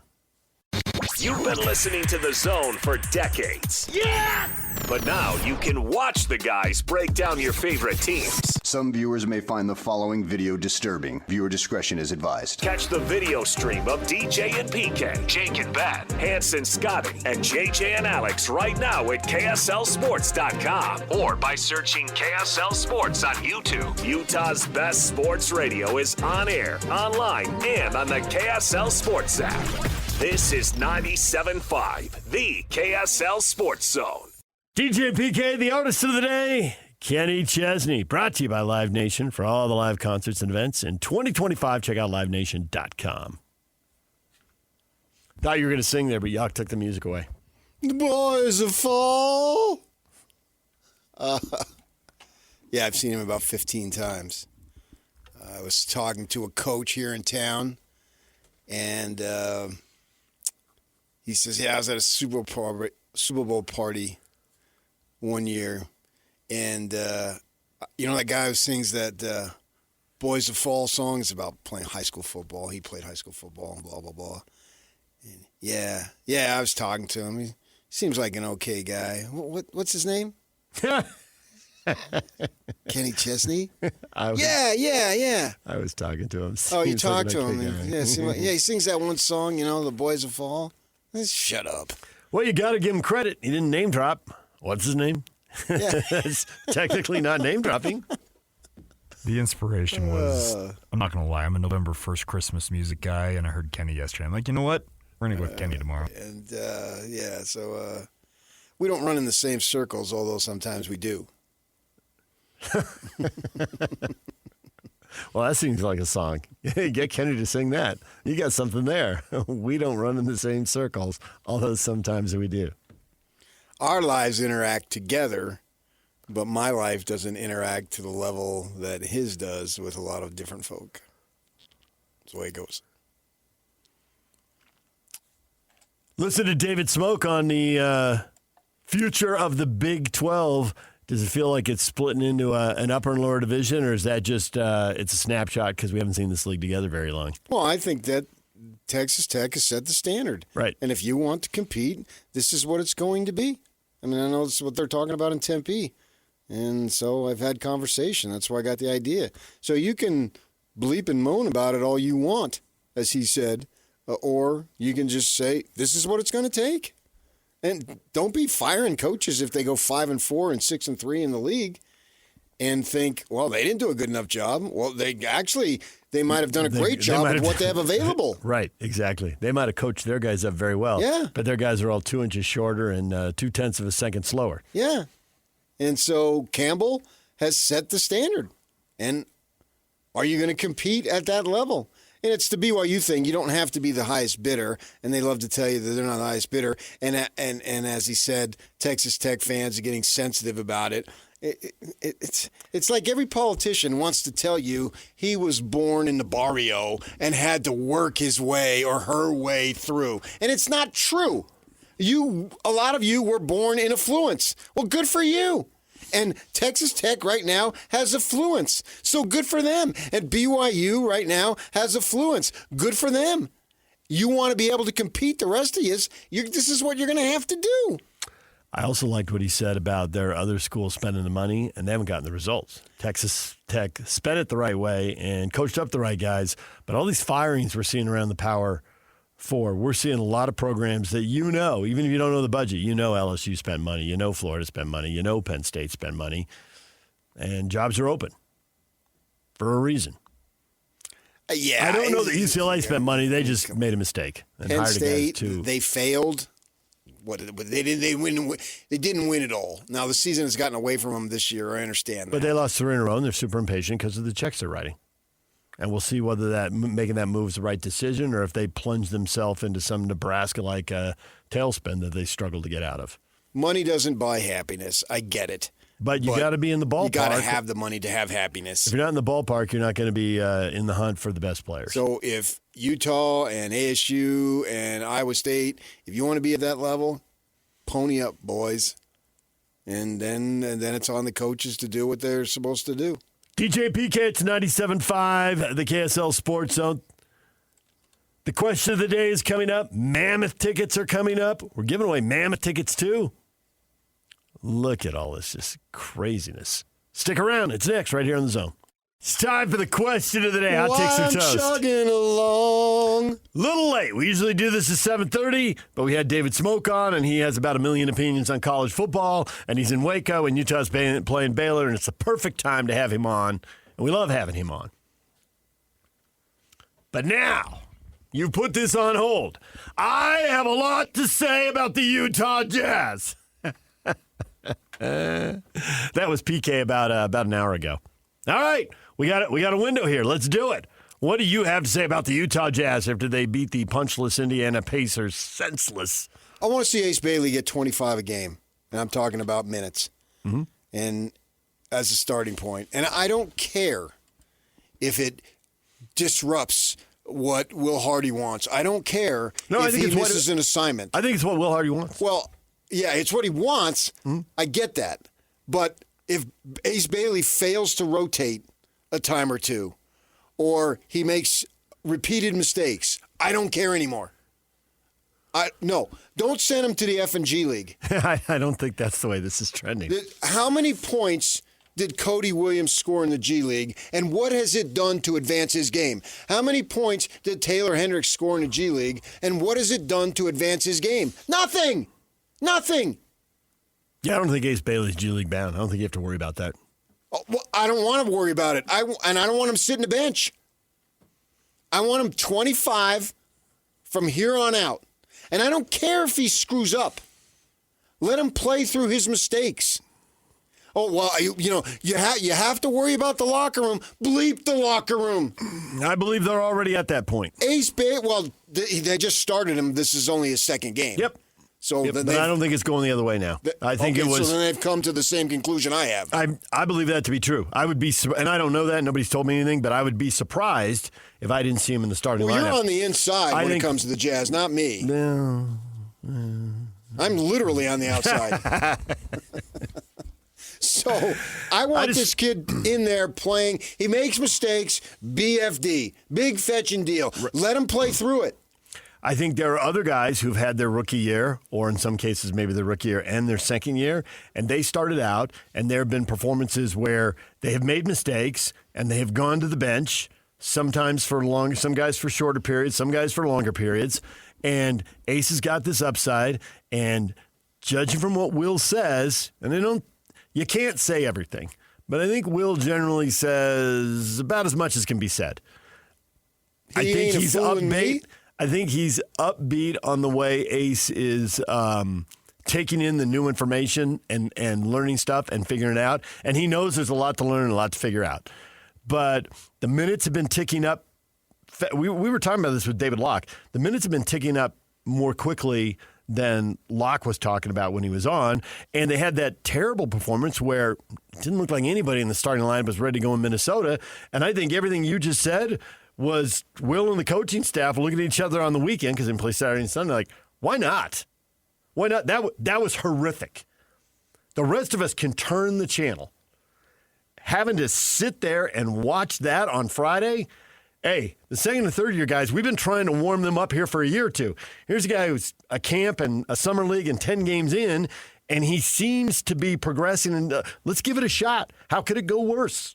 Well, and it hasn't gone poorly. And they started giving him the more starter minutes. We have seen the minutes. He's had minutes where he's been playing 23, 24 minutes a game instead of being in the teens where he was the first couple weeks of the season. So it looks like from giving him more minutes to moving him to the starting lineup, the feedback he's getting, which obviously we're not all privy to, he seems to be adapting to. I think the arrow's up. And you're right, it's only 2 starts, and maybe something will happen, but I'd be surprised. I don't want to hear anymore, well, they have to earn the minutes. I get that. That's right there in Coaching Manual 101. Right. And I think the conversation with other players is, he's earned them, you haven't, here's the bar, you got to meet the bar. But even if he struggles, which he's going to struggle. There'll be some, sure. They know that. I don't want him going back. I want him continue to be able to play through it. Unless he's a flat-out dog and doesn't want to work and shows no initiation or inspiration or aggressiveness, which I don't think is going to happen. Otherwise, I don't care. I don't care if somebody if player X is upset. I'm working just as hard and I'm not getting the minutes. Yeah. I don't care about the locker room and what they think or what they feel anymore. I'm done with that. There's a pecking order. There's a guy who's a top 5 pick who's looking pretty good. Right. And there's people who are top 10, top 20, top 30 or 35 picks who are struggling up and down in the second and third year, and this guy seems to have the jet fuel in the first year. Or they're veterans. I don't care. Yeah. I would go to the point of practically playing him more than marketing. So that's the thing is, how quickly does he start playing 30 minutes a game? How much can he sustain this? Thursday night. He's been whatever his conditioning is, I don't know that. Right. What can he do? I just wonder when you see him going 28 and 26 minutes. Teams and all that. They've got the science teams, and they're playing 3 times in 4 nights. So, they need but he's at 28 and 26 in the last 2 games. 30's right around the corner. But 30, I'm 35. fine with that. Yeah. I always thought if you played more than half the game, you have an opportunity to impact the game. Right. It's harder when you're playing 10 minutes. But if you're going 20, that's why I put the standard at 25. Mm-hmm. And if he can get to the point where he's playing 30, 35 minutes, great. But right now, I want to see 25 minimum. And if he makes mistakes, if his teammates get frustrated with him, tough. Because he's the future. And if you're going to ever get out of this, you're going to need him to be playing at a high level. That's just a fact. They've already been doing it with marketing, and they suck. So he's good. He's good. You need more. Approximately 0 defensive rebounds last night. And that compares how to a dead man? The quote that will stay with you the rest of your life. Right. I looked at that. The guy did 3. Do you remember that? Because I think Rick said rebounds? that. I think Rick Majerus said that more than once. Oh, yeah. Do you remember the first time you heard it? It was probably in relation to Van Horn. Yeah. Because he was hardest on the players who are the best. Right. And he saw Van Horn's. Britain had some issues there. Right, yeah. He saw Van Horn's massive talent. Yeah. And he was going to crack on him. Right. And the guy. Period. End of story. The guy knew talent. Right. And who was the number 2 pick in the draft? Right. Keith Van Horn. So I can remember they were playing in Maui. And they're lining up on free throw, and they're on the defensive end. Mm-hmm. And remember, Joe Smith from Maryland gets the rebound over Van Horn because Van Horn didn't block him out aggressively enough. Mm-hmm. Oh, and I made a mental note. Oh, I'm going to hear about this in the postgame. He's a punching bag. Did you see that? And I said to myself, oh, this is coming. I knew it. I knew it was going to come because you get to know the coaches you're covering and you know what gets under their skin. Yeah. And I knew that particular play, because that play is inexcusable to allow an offensive rebound off a missed free throw. We have seen a mix of inexcusable stretches and starts. That some of the stretches have been right at literally the start of the game. And I think that's why, because I wouldn't have guessed. Everything you say, there's even if people disagree, they have to agree. There's at least some truth in what you just said, as far as him being the future and he needs minutes and all that. Right now is the time, but there have been so many truly horrific stretches in these first handful of games, And there are different guys, and we don't get to be in the shoot around, so we don't know specifically. They're sometimes told, don't rotate to that guy, right? We'll live or die with that guy's shot. A good example would be a playoff series with a different coaching staff. We'll live or die with that guy's shot. And so sometimes when we're sitting there watching, we're like, why didn't you rotate? Well, maybe they were told not to in that case, right? But the coaches know. And when you're giving up these 29-6 runs, it's like, guys, you're not as good. But could that be a 17-10 run? Does it have to be 29-6? There have been effort and energy and focus issues. And I think Ace Bailey has been coming down on the right side of that line way more often than not. And as much as it's his talent, I think it's that stuff that's got him mixing up the lineups. I think that time does have to be earned. Other guys haven't earned it. There are specific mistakes being made that have been coached up in practice and in shoot around. And guys haven't gotten over the line. They haven't done it right. They haven't finished the deal. So, a little opportunity, maybe a little more early for Ace Bailey than I would have guessed. But here it is, and he seems to be handling it well. And I don't think you see the effort, energy, focus issues with him. Look at the lineup when that happens. Like, he wasn't in the starting lineup in Minnesota on Friday. And we talked about it Monday, and it was a disaster. And you weren't really interested in talking about what a disaster was. I found it almost revolting. That was a horrific start to a game. I don't think it's an accident that he went into the lineup on Monday. If I thought it was horrific, when I did the pre-half and post with Pace and Thurl for 5 years, I started to understand Jerry Sloan a lot better. And I'd already been in the market like 13 years. I'd been in plenty of his shoot-arounds and his post-game media availabilities. But the frustration when the guys don't answer the bell, when you know they're good enough to, I can specifically remember sitting one night and I was answering emails, and they were down 20 in the first quarter. It was in the Boozer-Okur era. They were, and then Boozer-Williams-Okur, that group. And I'm answering emails, and Pace is like, aren't you going to watch the game? I looked up, and it was a reflex reaction, PK. I'm like, they don't care. Why should I? It was like 34-10. They were getting drilled. They were way better than that. And he just kind of shrugged. I'm like, that's why Jerry gets up and goes nuts. These guys put so much time and effort into it. When the players don't have the focus or the energy or the effort, coaches want to lose their minds, and they can't because they'll lose their jobs. They can't go out and criticize guys by name. They all know it. We all know it. The players have such power, but it drives the coaches nuts. We worked so hard to get ready for this moment, and now this is what we get. I think what we're seeing from Ace Bailey, aside from the fact that he's tall and he's long and he's athletic and he's talented, he seems to be super interested in making the most of every possession. So he's in the lineup because of his talent, obviously. But, man, I don't think it's an accident he went in after that disaster of a game on Friday in Minnesota. They're like, hey, we've been talking to some of these guys for 2 years. That's what we're going to get? Believe it. Let's play the rookie, see what he's got. Minimum, we're going to send a message. If he's not up to the moment, we'll find out soon enough. But I bet they thought he was up to the moment. And sure enough, 2 pretty good performances out of him in these 2 starts. I don't want any turning back now. There'll be times when he's not up to the moment. Yep. But I don't care. I want him to play through the moment. Oh. It would be like Aaron Roderick isn't going to now bench Bachmeier. That doesn't seem like it's going to happen. He said he had a bad game. He said Aaron Roderick in his media availability yesterday. It finally happened. He had a bad game. All right, he had a bad game. Yeah, we get it. And against a very good team. And then A-Rod, of course, was smart enough to say, so did we all. Yeah, right. Yeah, including me, is what he said. Yep. So with that in mind, he's right back at it, and away we go, and they play the ball game on Saturday night. Ace Bailey's going to have some bad games. I don't want them to say, well, it's not his night. Come over here, son. No, I want him to play through it all. See what he's got. And what do you have here? I mean, Hendricks has the injury, so it's not really fair to evaluate him. But what do you have in these other guys that you have drafted? Do you know yet?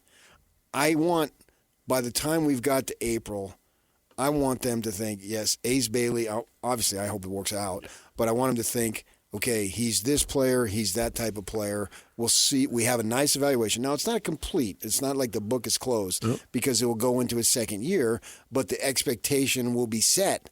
And last year, sitting Cody Williams or sending him to the G League, what good did that do? what good has playing him done? I don't know. Is he the guy or is he a bust? What's the best way to find out? Play him. Yeah. Then, If you're going to lose, find out. Have some discovery. They may have already. And maybe they have. Maybe they have. They figured it out. Maybe they think that was not a good pick. Oops. Okay, well. Oops. It happens, and it'll happen again. No one's perfect at this. Fine. But I want to make sure that that's not what they do with Ace. Let him run. He is like a caged gazelle. Let him go. It's so crazy to me that there was all that draft stuff and where do you want to play and all that, and it was so driven by his agent, and it was people find it distasteful and this is what's wrong with the NBA. How dare this rookie? Like all that stuff is the only reason they got him. And it doesn't seem to be his personality at all. We're not seeing any hints of that. No, Crazy. not yet. And I think maybe some of that is in the media world in which we live. I got to get some attention on me. So I'm going to put this out there. Some coach just said that. They put my name out there, and it affects me, my family, all of our staff. Who was that? He just said it like in the last day or two.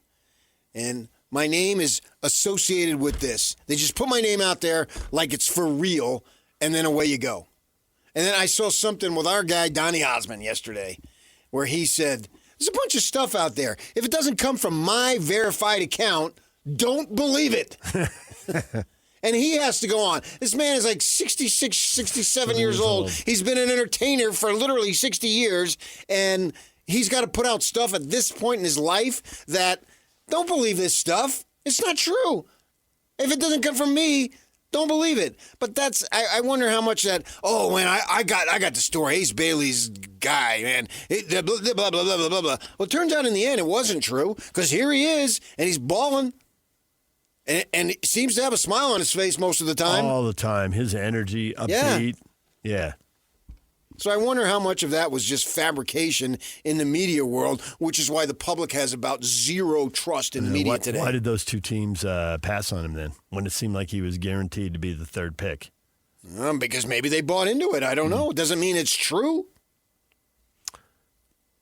And the guys they drafted so far have been okay. I think in this case, I get your point, and there's certainly examples of that, but I think in this case, that representative is gone. I think some stuff happened. Okay, fine. The other firm came in, and but new the Jazz agent didn't. Why did the Jazz didn't pass on him? To me, it just felt like a big game of poker, and the Jazz decided, okay, we're going to push the chips in and call, and let's. So did they have more information than Charlotte and Philly? That is something that we're not going to get told, and I would love to know. Yeah, who did they know that they knew something? There's a lot of weird stuff that happens around drafts. And, how Karl Malone slipped to the Jazz is a weird story. And decades later, how Ace Bailey slips is a weird story. But, I mean, that's part of what they get paid for, is to figure out when it's a bluff and call the bluff. And they did. Yeah. So, all right, DJ and PK, it's 97.5, the KSL Sports Zone. It's game week for the Aggies, and the KSL Sports Zone is getting you ready for kickoff. Bronco Mendenhall and the Aggies are just one win away from bowl eligibility as they travel south for a battle against UNLV. Listen all week long for the best coverage of Aggie football. Then catch all the play-by-play action beginning with the Aggie pregame show this Saturday at 4 on 1280 The Zone. Your exclusive home for Aggie football is live on air, online, and on the KSL Sports app. This is 97.5, the KSL Sports Zone. DJ and PK got the question up here. Oh, it's timely as the headlines, PK. BYU gets a commitment from a G League center, Abdullah Ahmed, age 22. He's going to have 2 years of eligibility. What's going on with college sports? Who are you, and what have you done with college sports? Now, this is zero criticism on BYU. They're just playing by the rules. Aaron, it's called winning, PK. This is crazy, man. He's been in the G League. I know. It's a brand new world, man. I was at the Jazz game last night. I was talking to Tim Lacombe, who does the Jazz pre-half and post, and obviously he's on Dave Rose's staff and recruited guys for years, and he worked for Rick Majerus for that. And I'm like, why weren't you ever smart enough to get a G League player? What were you doing in the high school gyms with 16 and 17-year-old prospects? What are you thinking? He's like, yeah, I really missed the boat. That wasn't allowed. It wasn't allowed. And is Cody Williams going to go back to Colorado for another year? Yeah, I would if I were him. Why not? get some good NIL. This is crazy, man. I don't understand it. And you've got NCAA basketball coaches calling it out. Yep. But it's like when I was talking with Tim, I said, well, you better do it because if you don't, someone else is, and then that guy's going to beat you, and then you're going to have to answer for it, and you'll get fired. If the kid's good enough. Yeah. I mean, I believe I was told that he was there on Saturday, and I know there were recruits there. I think it was him, maybe not. But then he signs, and then he'll have 2. And how do they determine 2 years? I have no. Versus 3 or 1. I can't explain this to you. I don't know what the rules are. I'm not aware there are any rules. I guess there must be some rules because he doesn't have 3 or 4 years of eligibility. Right. But I don't. I don't know. So now you're going to see college coaches at G League games? Sure, why not? What is the point? I mean, you see Santa Barbara and schools at that level just feel like they feel like a JC program. You're going to bring in the kids, you're going to play them, and then whoever looks good will go off to the Mountain West or the Pac-12, and if they're really good, they'll go off to the Big 12, I guess. And if they're just, a couple inches too short, a step too slow, they can play there 3 or 4 years. The Big West was never in it to win it. No, but those 4-year schools are JCs. They're just the Big Sky, the Big West. It's all stratified and just. But how is that any different? It's like we talked to Phillips at UVU. He didn't bat an eyelash. His whole team was gutted by transfers. Yeah, so we'll just go this is the way it works. We're not going to worry about it. And UVU's in the Big West starting next year. Right. So yeah, every time we have him on, we think Todd. This sucks. So he just blows it off. He just goes right around. And the great story he gave us about a friend, a person he described as a friend, calling saying, hey, I'm not trying to do this, but everybody else is, so I better let you know. So I got to ask you, how good is this player? And he's like, it's 5 games. I don't know. Like, ask me after 15 games. I think everybody just rolls with it. Yeah, they have to. Or they get out, as we've seen a lot of coaches do. Like, I see where this is going. I don't want any part of it. And older fellows who their time was short anyway. So maybe that expedited it. But now everyone who's going into it knows full well. What they're going to sign up for. Dillingham talks about that. Hey, I got into it. These are the rules. So it's a Godfather line. They're not. This is the business we chose. They're not complaining about it. David says it's no longer college sports. Don't let them fool you. It's 100% professional. That's the silver lining. Is because I always claimed after being on the inside of it as a beat writer. Holy cow! There's a lot of money. Yeah. It's like David Smoak just said. Right. Yeah, why should Texas Tech apologize for spending a lot of money? Has that not been happening in the SEC for 50 years? And we all knew it was. I was a beat writer for 15, 20 years. And the stuff that I was exposed to, yeah, okay. And everybody knew it, but you didn't waste time running around trying to bust the other guy because they were doing it. I told you, I had a coach in the Mountain West call me and acknowledging that he was going to do something that you weren't supposed to do, and he walks into the gym and sees another coach doing it. And someone told you about that, but I got to imagine that happened hundreds and hundreds and hundreds of times. And he just rolled with it. Yeah. And he didn't go. He called me because I covered the guy, and he thought I'd get a chuckle out of it. Yeah. Right? And we both laughed. And that kid that they went and saw ended up playing in the NBA for at least 8, 9, maybe 10, 11 years. I'd have to go look it up. And he was worth the opportunity to go. But what are these rules? And he went in there. The guy wanted to work him out a little bit to decide if he wanted to recruit him, blah, blah, blah. I mean, there are no rules. We have Bronco Mendenhall on Monday telling us the Phantom hotline you're supposed to call. That was awesome. If you didn't hear Bronco Monday on this, you got to go listen wherever you get your podcasts. Right. And Bronco, KSLSports.com, YouTube, Apple, whatever. He's pushing 60 years old. He's seen so much. He doesn't care. He's going to speak the truth as he sees it. So telling it like it is. And it's true. There are no rules on this tampering. Oh, my gosh. BYU contacted a Utah player. Yeah, so what? Yeah. And players are going back and forth between those two schools, and that's just going to keep happening. And nobody contacted Dampier? You just thought, boy, I'm going to sit by my phone, and once I put my name in the portal, maybe they'll call. I mean, come on. The rules, just do away with the rules. The rules are silly. Players are getting contacted on the field, shaking hands. The sportsmanship moment at the end of games is recruiting. Yeah. BYU told me that with Algier. I know. They literally told me out on the field. He got an offer. Hey, we'd love to have you here. I'm going to the NFL.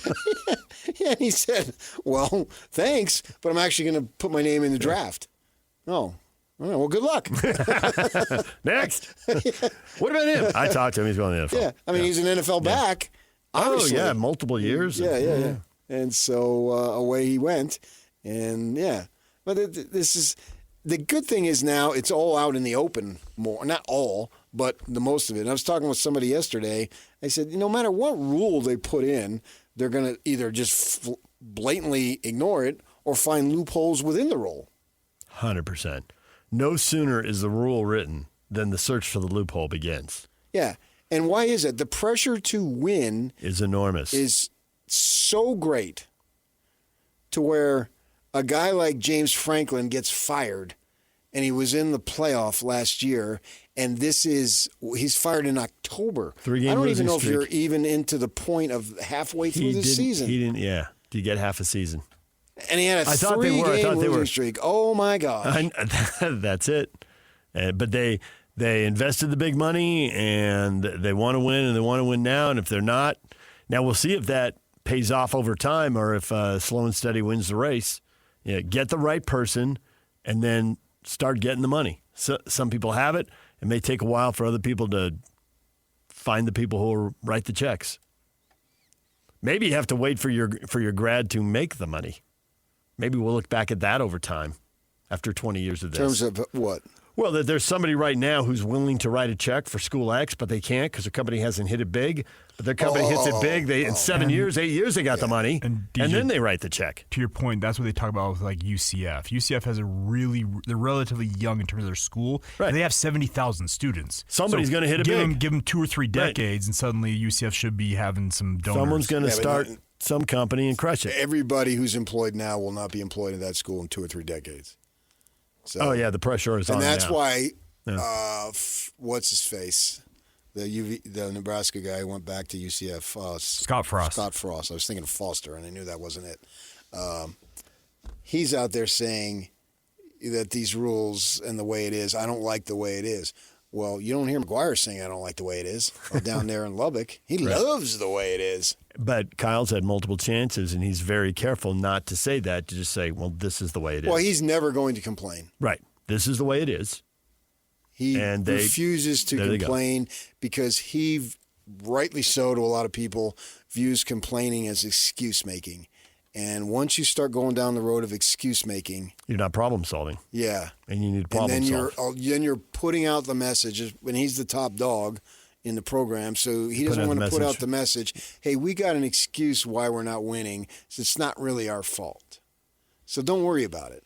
And then, so what's the point of going that extra bit to make sure you're working out, whether it's whatever form of training that you're doing when there's no cameras on, and that, especially in football, the training is what's going to lead to success out on the field. So he doesn't even want to broach that. Nope. He'll tell it like it is, but it's not a form of complaint. When he even said that a few weeks back. I know. That's what I'm thinking of, yes. Texas Tech, when I asked him, well, yeah, we're already seeing it.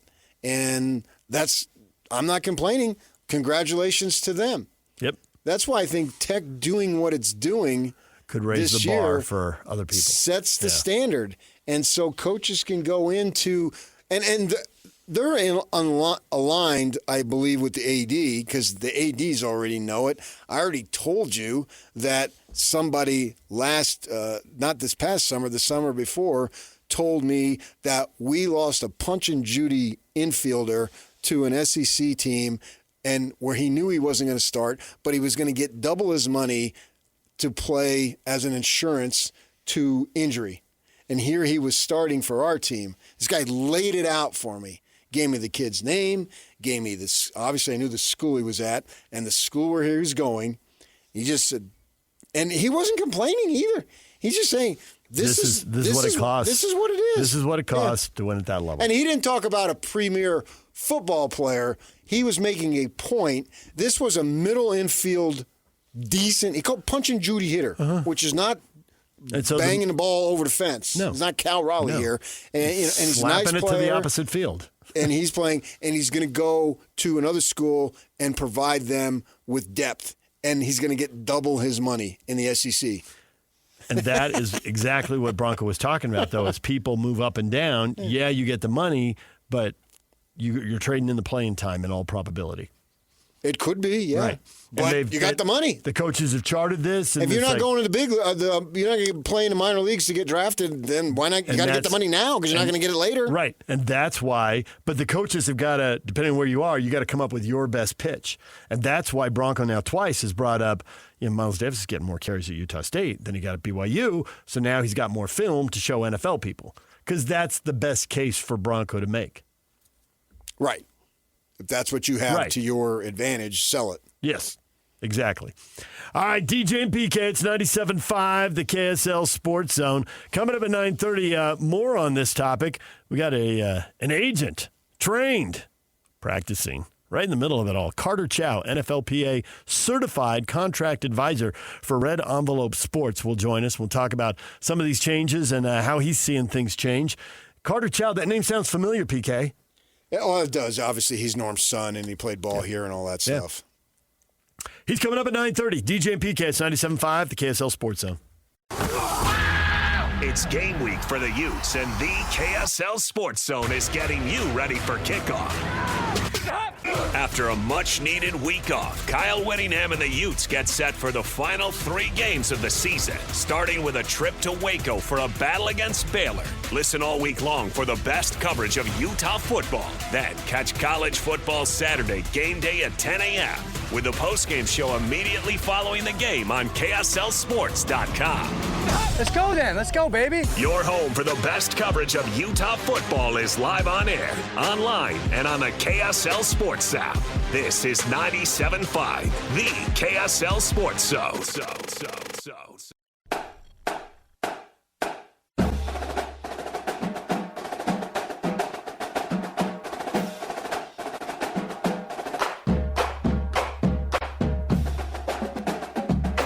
The Mr. Mac, Utah County High School Player of the Week is Lone Peak linebacker Kingston Stroshine.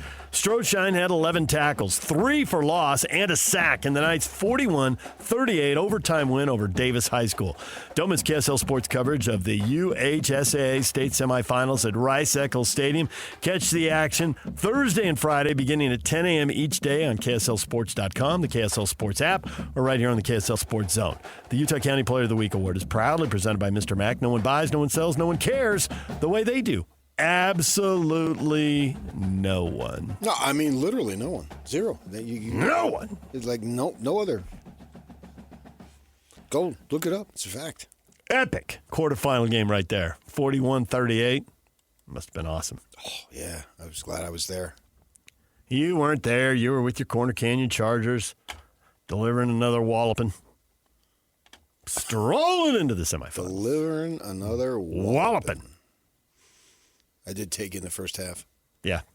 And that was about it. It was over by then.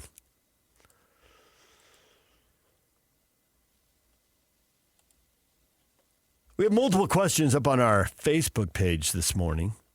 The esteemed Brett McMurphy has Utah as a 10 seed and Texas Tech as a 5 in his predicted final college football playoff bracket. You buying it? Number 10, they get in.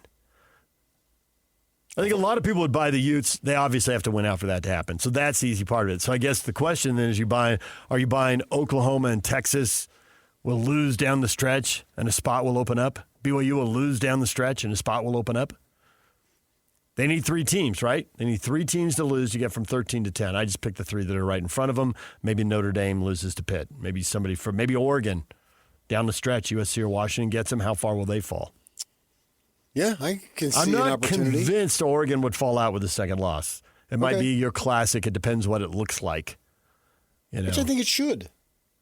And I think that's what is carrying Utah is because it does depends. Yeah. They're not winning. They're David smoking teams. They are David smoking teams. Yeah.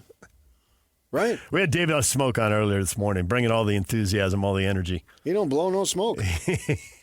So, yeah, I think that it's all legitimate. That would be sensational for the program. And I think by extension the conference, but mostly for the program, if they got in at 10-2, did not get in to the title game, but still get into the playoff. I think what you just said there is spot on. It would be really good for the conference and sensational for the program. Yeah. Everyone in the conference will be able to say, come to school X, come to BYU, come to Arizona State, come to Houston, come to Cincinnati, whatever. We're a 2-bid league. So they'll get some mileage out of it. But obviously, if you're the team that gets in, you get the most mileage out of it. Mm-hmm. We're a playoff team sounds better than we're a 2-bid league. Yeah. I mean, from Big 12 perspective, I'd love to see it happen. Obviously, from the Utah perspective, for those folks there, a lot of friends are Ute fans, and that would be fun and give me a little more interest in watching the games. Maybe I'd even be there, I guess. What this means, if I can extrapolate this then, is that Brett thinks the Utes will win out. He thinks that a bunch of teams in front of him are going to lose, which means the door would be open for BYU potentially, right? But assuming they can win out. He doesn't have BYU in. I assume that means he doesn't think they're going to win out. But maybe Utah could hop them. So how about this? You lose to Cincinnati, or you don't. You go 3-0, and you get in the title game. Tech works you again. So then you're saddled with a second loss. And you're 11-2, and you get left out, and Utah gets in at 10-2. Yeah. We don't have a huge body of evidence. That's not what they did last year. They don't want to penalize teams to play an extra game when someone else doesn't have to play one, which is what everyone complains about Notre Dame, because Notre Dame never plays the extra one. I mean, it could happen. It's not what happened last year, but it could happen. And again, if it's on a neutral floor field and if it's a second blowout, and because they are way into this game control. They got all these advanced metrics they're using, plus the eyeball test, which gives them the option of doing whatever they want. Okay, how about... But the metrics thing with Utah, you could say, oh, well, that was a close game with 10 minutes left. These 2 BYU games were not a close game with 10 minutes left. Or they lose to Cincinnati or whomever, TCU, and tiebreaker breaks their way, they get in and lose. And Utah goes. Yeah, a third loss, then you really don't have much of a case in my mind. You get beat but it's an extra game. You just told me you don't get penalized for the extra game. It is an extra game. So you do get penalized for the extra game. If it's a third loss. Yes, you're right. No, I know, I get it. It's moving. There's a lot of scenarios here, and I haven't laid that one out. Right, but didn't call for that, so now I want to bury you, and you won't let me, and that bugs me. Oh, you're right. There, you win. I know, but I want the satisfaction of you arguing against it. I have to be writhing as I fight off the shark. He read me a shark story during the commercial break. I'm a marine biologist. That was smart thinking by that dude, though. Hey, the shark's coming. I'm going to scrunch my neck down. I'm going to protect my jugular here. And the thing bit his skull and then moved on. Got a big, I saw the picture. Yeah. It was in the Cocos Island, and I looked it up. It's off of Costa Rica, basically. Oh, wow. It's a Costa Rica island in the Pacific Ocean. He's been studying sharks for decades? 30. Oof. So that's the first time he's been bitten? Yeah. Oh. And he said, I hope this doesn't ever happen again. Duh. Good point. Rock solid point there. Doc. All right, DJ and PK, 9 o'clock hour coming up. We've got more football for you as the college football season gets more intense. And we got Carter Chow at 9:30. Agents, how different does sports look from their perspective? We'll get to that coming up. Stay with us right here in The Zone. Make this Thanksgiving unforgettable with Kenny J's Barbecue. Skip the stress and bring home slow smoked perfection. Pre-order your Thanksgiving meal today. Text 801-230-5396 and come eat with JJ and Alex on Friday from 3 to 6 at Kenny J's at the District. I got to bring that up with my wife. We've been breaking Thanksgiving traditions one after another. I grew up, this will shock you, I grew up right down the line. Thanksgiving dinner, 5:30. There will be a big turkey on the table. It has been roasting in the garage all day. And now we're empty nesters, and then you go. So Thanksgiving, and we don't have any family in state, so Thanksgiving tends to be with other people in a similar situation. Game on Thanksgiving, if I recall right. So we did not host the first 2 years. We were invited. These other people realized, they're empty nesters. So we're with other empty nesters, right? So you have to adapt because everybody's got their own tradition, and so so we're hosting this year, and we're adapting. Yak, have you checked the Thanksgiving football schedule? Because I did. Is that wrong? Well, I can tell you this much. So we're going to my in-laws this year. Every other year we split back and forth. My wife's family and my family. My mother-in-law is doing exactly what Kenny J's Barbecue is recommending, and she's buying barbecue for Thanksgiving. There you go. Yeah. So it's going to be a good Thanksgiving for us. I might be coming a little late to the party with this plan. We'll see if that flies. But hey, if it doesn't fly for Thanksgiving, it might fly for Christmas or New Year's. How tradition-bound are you, PK? You ready to break out?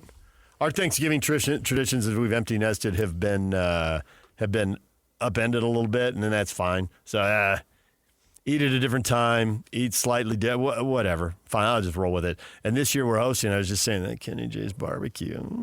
Don't mess with my Thanksgiving day. Okay. So we're hosting, but I'm protecting football. Okay. Absolutely. I have a routine, and it must be followed, or I will be angry all of the following calendar year. Well, nobody wants that. Yes. Right. So we're going to do it. And I don't ask for much, but don't mess up my Thanksgiving day. Packers lines, and then the food's out, and people are invited over. The people coming over are going to be invited over at noon. Come on over at halftime. plan your 15-minute drive at halftime. Don't miss the game. That could be good. Oh, if you want to watch a game? Yeah, Packers lines could be good. I told my wife I have a football. We're gonna have the football on for the first game. Turn it back on afterwards. We'll eat like civilized people. And she said about half you turn off the TV? Is that what you're telling me? Yeah, well, where we end up sitting, we wouldn't have a view of it anyway. So it's sixes. I mean, we could leave it on, but nobody would see it from there. Well, yeah, see, I can just pick mine up and move it, but you have a big screen. You have a really big screen. You have a big TV. Nice try. That's a fact.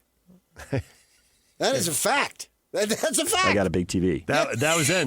That's dated. TVs have gotten bigger. It's not true anymore. It's like the next generation. No. There's like 90-inch TVs out there. We know that the Snickledorf estate has undergone some renovations recently. It has. You've talked about it. It has, but it's a 55-inch TV. I got a big TV.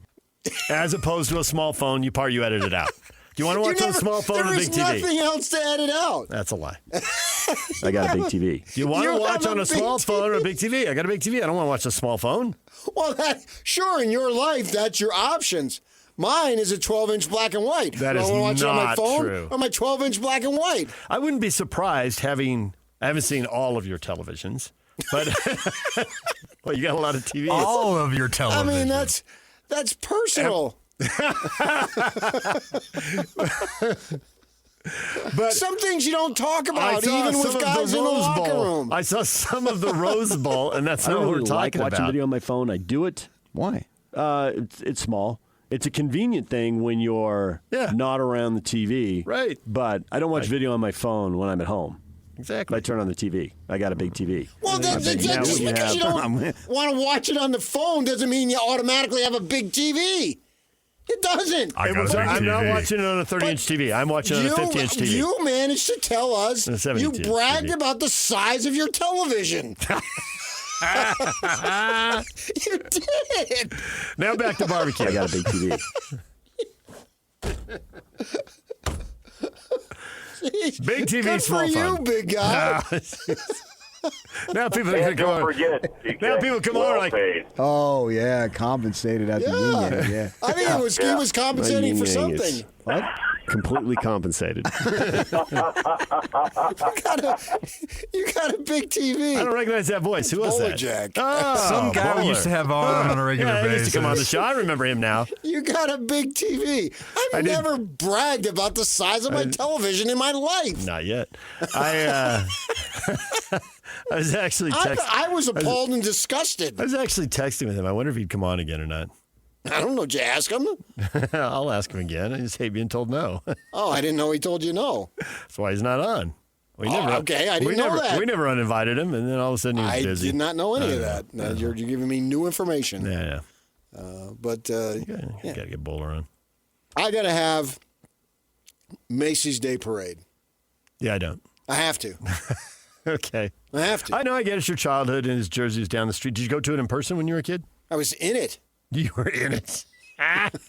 You're riding the gigantic Snoopy. You're like a jockey. Hey, how you doing? Who was the jockey? What was his name? Willie Steve Shoemaker? Coffin. Steve Coffin. Oh, well, Willie Shoemaker. That's another good name, yeah.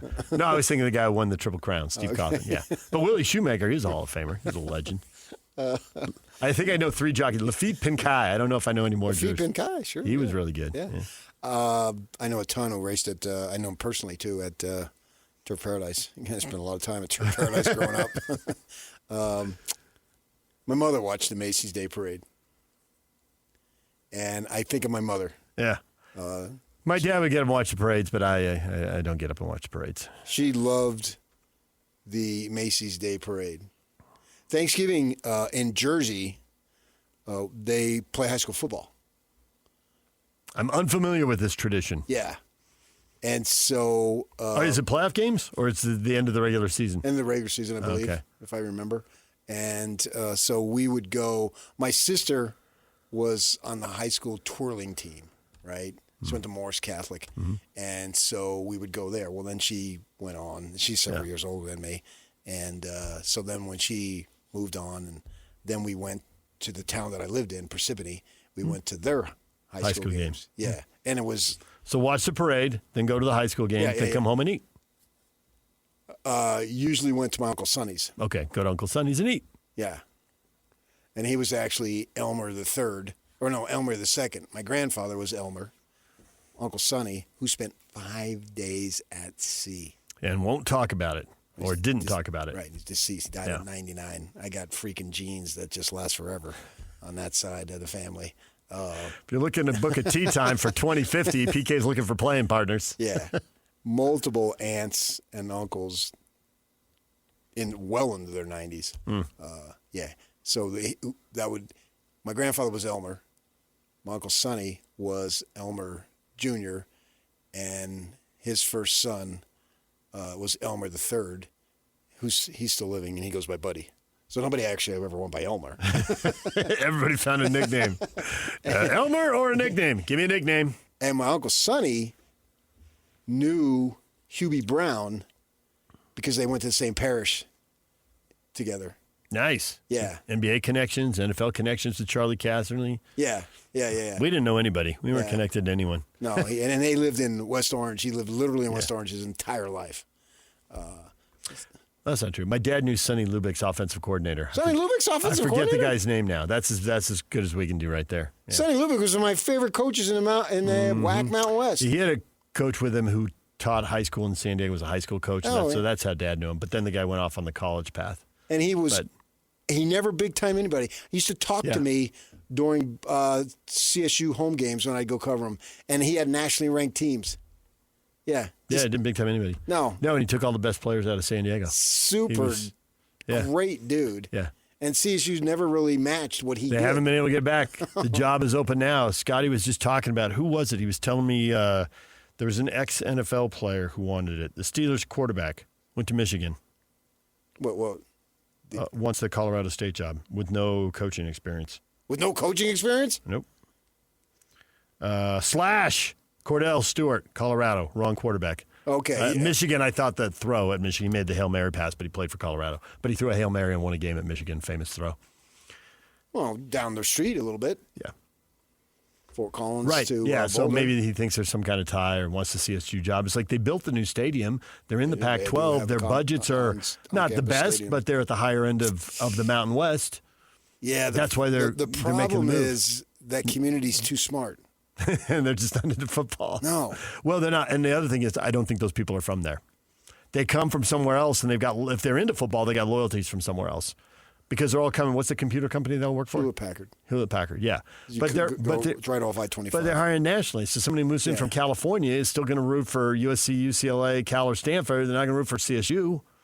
And they hire someone from Texas. That person's still going to root for Texas or A&M, not going to root for CSU. Yeah, one of the ladies who was in my wife's wedding, her brother. Yeah.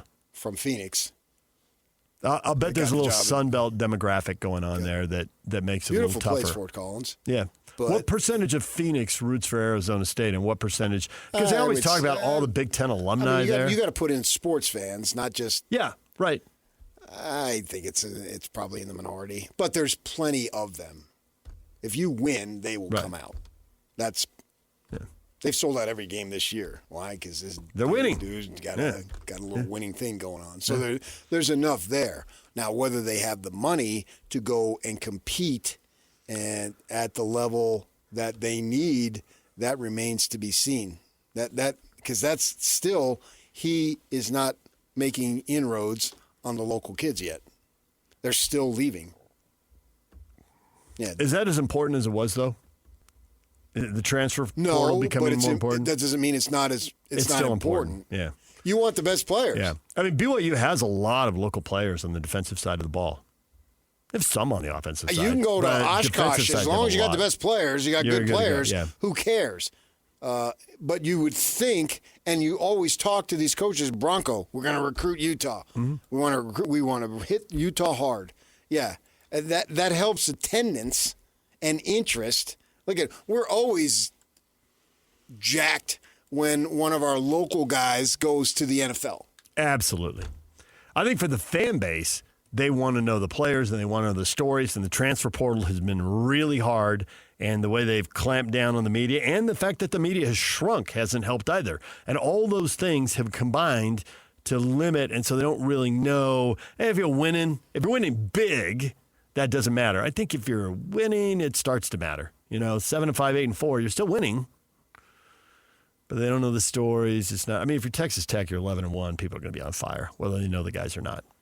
I mean, it's tight end that the Baylor's got who's so good. I'm blanking on his name now. Trigg? Michael Trigg, yes.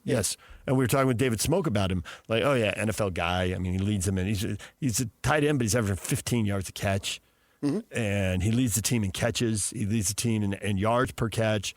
I think he's tied for the lead in touchdowns. I mean, he's big time. He's on his third school. Okay, yeah. I mean, that's the rarity. But if you win, Cam Rising came in here and he had 2 big-time years. So he'll always be remembered. I'm not worried about the teams that win the conference, about them drawing. You don't have to, if your team's winning the conference, you don't need to know the stories. That's so much winning. It's so hard to do. But we're seeing people get bitter over 9 and 10 win seasons, which I still think. Where? Here? Here? Here? Hey, A-Rod's at one loss. A-Rod's name is taken in vain on our website, like on our Facebook page. Oh, yeah, but those are anonymous times. idiots. Okay. It just boils that's up. the Donovan Mitchell syndrome. It's too small a sample size. Somebody gives me blowback on social media, therefore everybody in Utah is racist. And I got to get out of here. It's draining to live here. And you'll say the same thing about Whittingham and the blowback we get whenever people figure out, well, this quarterback and this group of receivers aren't very good either.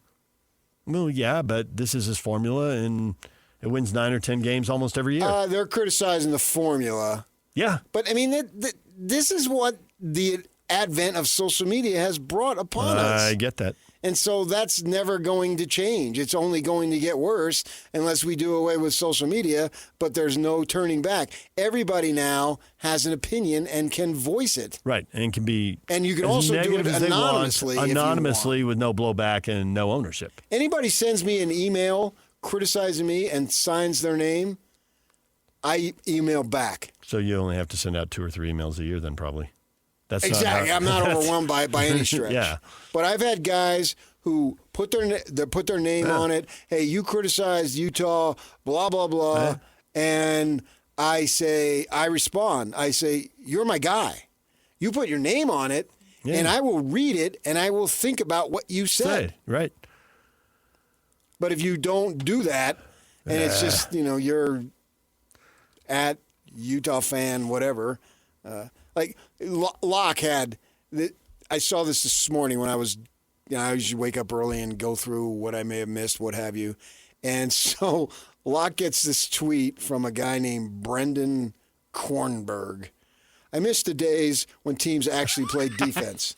I saw this. And so then Locke responds, can you please come into my timeline and complain about something every night? It would be awesome. So apparently this guy has tweeted at him about Jazz not liking him. Yeah. So I don't think he's wrong, and this is probably subject for another show because Yak just sent us to break. But it's a thing I'm trying to gauge the progress of the young players while allowing. We've always believed that the regular season is more intense than the preseason, and the postseason is more intense than the regular season. That's a decades-old take, right? But I do think inside the season now, it's not just, although it is partially, it is not just the load management, but within periods of games and within parts of the season, guys are still treating the first 10 or 15 games like training camp, easing into it. Doesn't feel that intense at the start of some games. In some ways, I think that starting Ace Bailey is brilliant because the least intense moments of the game are like the first 6. Now, you have to match up with starters, so that could be tricky. But, Brian Russell, Jerry Sloan started Brian Russell when he didn't look like he was equipped to play and they had some injuries and they were shorthanded. It's like, well, those are the easiest minutes. Guys all the vets know the game comes down to the fourth quarter, comes down to the last 5 minutes, the last 2 minutes. Get him his minutes now. 80% of these guys may be more than a rookie can handle, but 100% is way more than they can handle. So we got to kind of gauge it. So I get his criticism, but I also get Locke doesn't need to hear it every night. Well, it is what it is.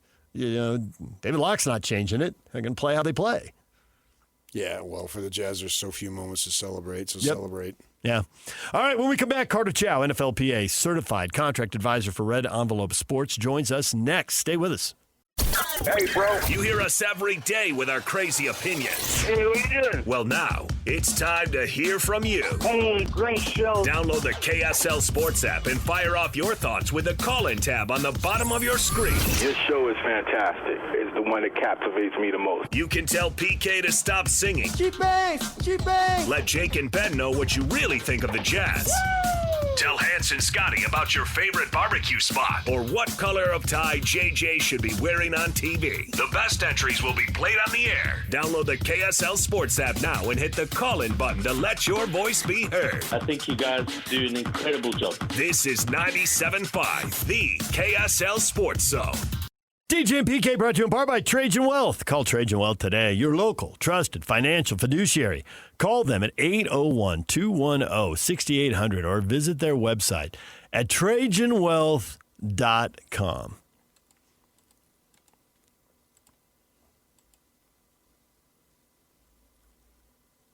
PK, the headlines this morning are crazy. Actually, this headline's from yesterday. You put it up on our Facebook page.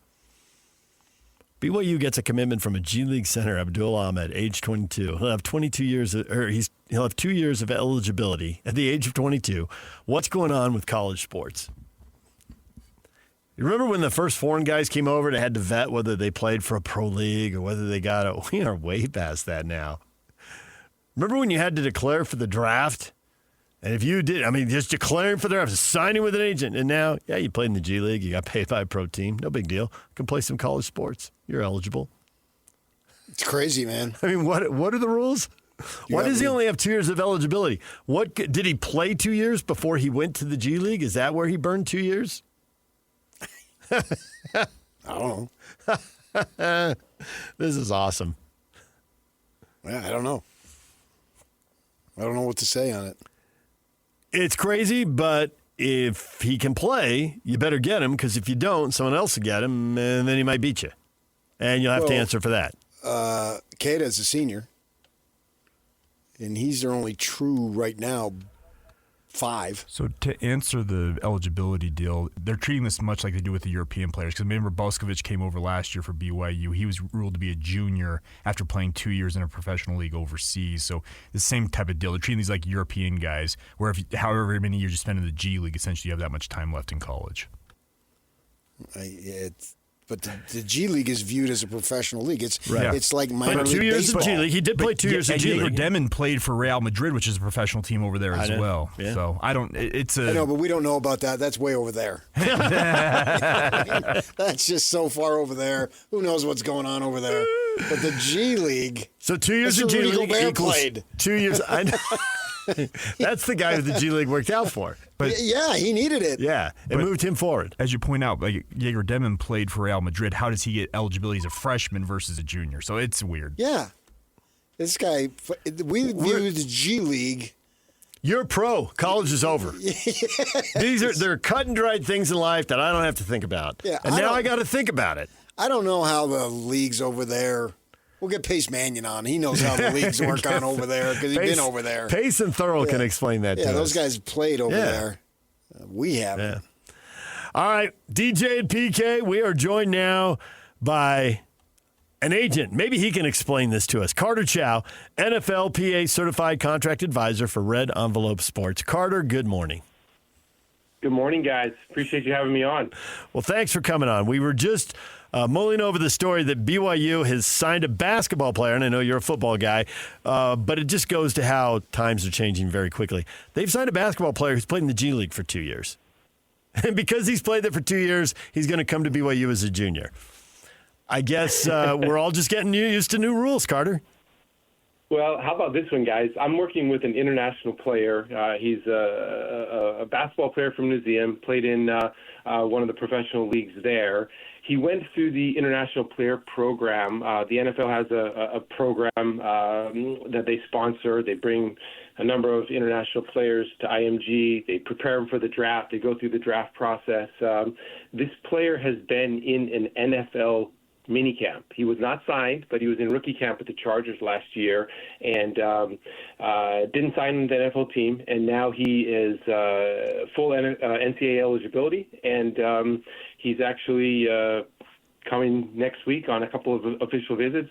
Maybe there to see the Cougars. He's going to be in Utah to see the Utes, and so times are definitely changing. It's the first time in my career I've represented a player or worked with a player that has been in an NFL camp and has college eligibility. So it's definitely an interesting time. Yeah, that's where I saw this, Carter. I saw it on social media. And I know he's got, I think he's got visits set up with ASU and Utah, and I'll probably will have more. And he has your name in his Twitter bio, or X bio. Oh, okay. So we're talking about the same player. Yeah, that's where yes, I sir. saw it, and I saw agent. I obviously we know your dad, Coach Norm Chow, and we've had him on the show many times. And I see Carter Chow know who that, and he puts your phone number, and it's a 213 area code, which is down there in L.A. I used to live there, and so. So I thought, well, we need to talk to Carter Chow as to how all these things work, because it blows our mind. And then we just find out here in the news that BYU is getting a kid who will have 2 years of eligibility, a big man, and he played 2 years in the G League. And it used to be, well, if you played professional, your college is done. Well, we don't understand it, and we thought maybe you can enlighten us as to how these things are happening. Well, certainly the last couple of years has changed the landscape of college football with players being able to receive revenue share money and essentially get paid to play college athletics, right? The rules are still evolving. I mean, I talk to general managers and coaches every day, and one school will tell you something, another school will tell you something else. So I think a lot of these schools are still trying to figure things out as well, as are we. I think the better schools, the schools that are having more success are figuring out ways to continue to use their outside resources above and beyond the rev share cap to compensate players. And I think you'll see more of that moving forward post July 1, the House settlement. So this year is certainly, I think, a learning curve for a lot of people. Last year, schools they really had to dump the money that they had kind of in their collectives. And so you saw a lot of players probably getting paid more than they otherwise would have, and they may have gotten more last year than they would get this year. So, but when it comes to the eligibility issue, again, I'm not sure how close you're following some of the JUCO rulings that have come out with the quarterback at Vanderbilt, but you're seeing players in college now 7 years, right. eight years. I saw a player that had an 8th year because he had a couple injury years and COVID, and so it's very player specific. BK, so it would be hard to kind of justify one player over an either. You'd have to know the situation, I guess, to be able to talk to their individual eligibility. But you're seeing a lot more mature players coming in that have experience doing other things, and I think you're going to see more and more of that moving forward as well. The money is obviously a big deal in the agent world, and it's a little bit driven by the customer. Can you advise kids about, hey, you got to go somewhere where you can develop? Because no matter how good you are now, that's not going to be good enough going forward. I mean, you have to get better or you're going to get passed up. But the money is so big, do people just take the money and worry about the development later? Does development even factor in? That's a great question. And for us, when we're advising our young guys, it's always about the football situation. Where are you going to get coached up? Where are you going to see the field, right? If you don't see the field, the money doesn't really matter because it's like any other business. If you don't produce, you're going to be out on your ear, right? And so we're always looking for the best football situation. Now, I'll tell you, a lot of times, well, not a lot of times, but often players and parents, they don't want to hear that. They're just chasing the dollar, right? So that's probably not the ideal client for me at my firm, but you're looking for that overall balance, right? Where are you going to get developed? Where are you going to have the best overall experience athletically, academically, socially, et cetera? So it's a little bit of a tricky balance now that the money is such a big factor, because back in the day, right? I mean, you're looking at kind of apples to apples, right? I mean, one school's going to have better facilities. They're probably going to have better snacks in the morning and maybe a better training table at night. But now you're not just talking the difference a couple $100,000. I mean, we've had the same player being offered $200,000 from a school and $750,000 from a school. Same player, right? It's not that School A likes him any less. It's just that their rev share now, their cap is probably lower than the other school that is offering him $750,000. So the money has to be part of the consideration.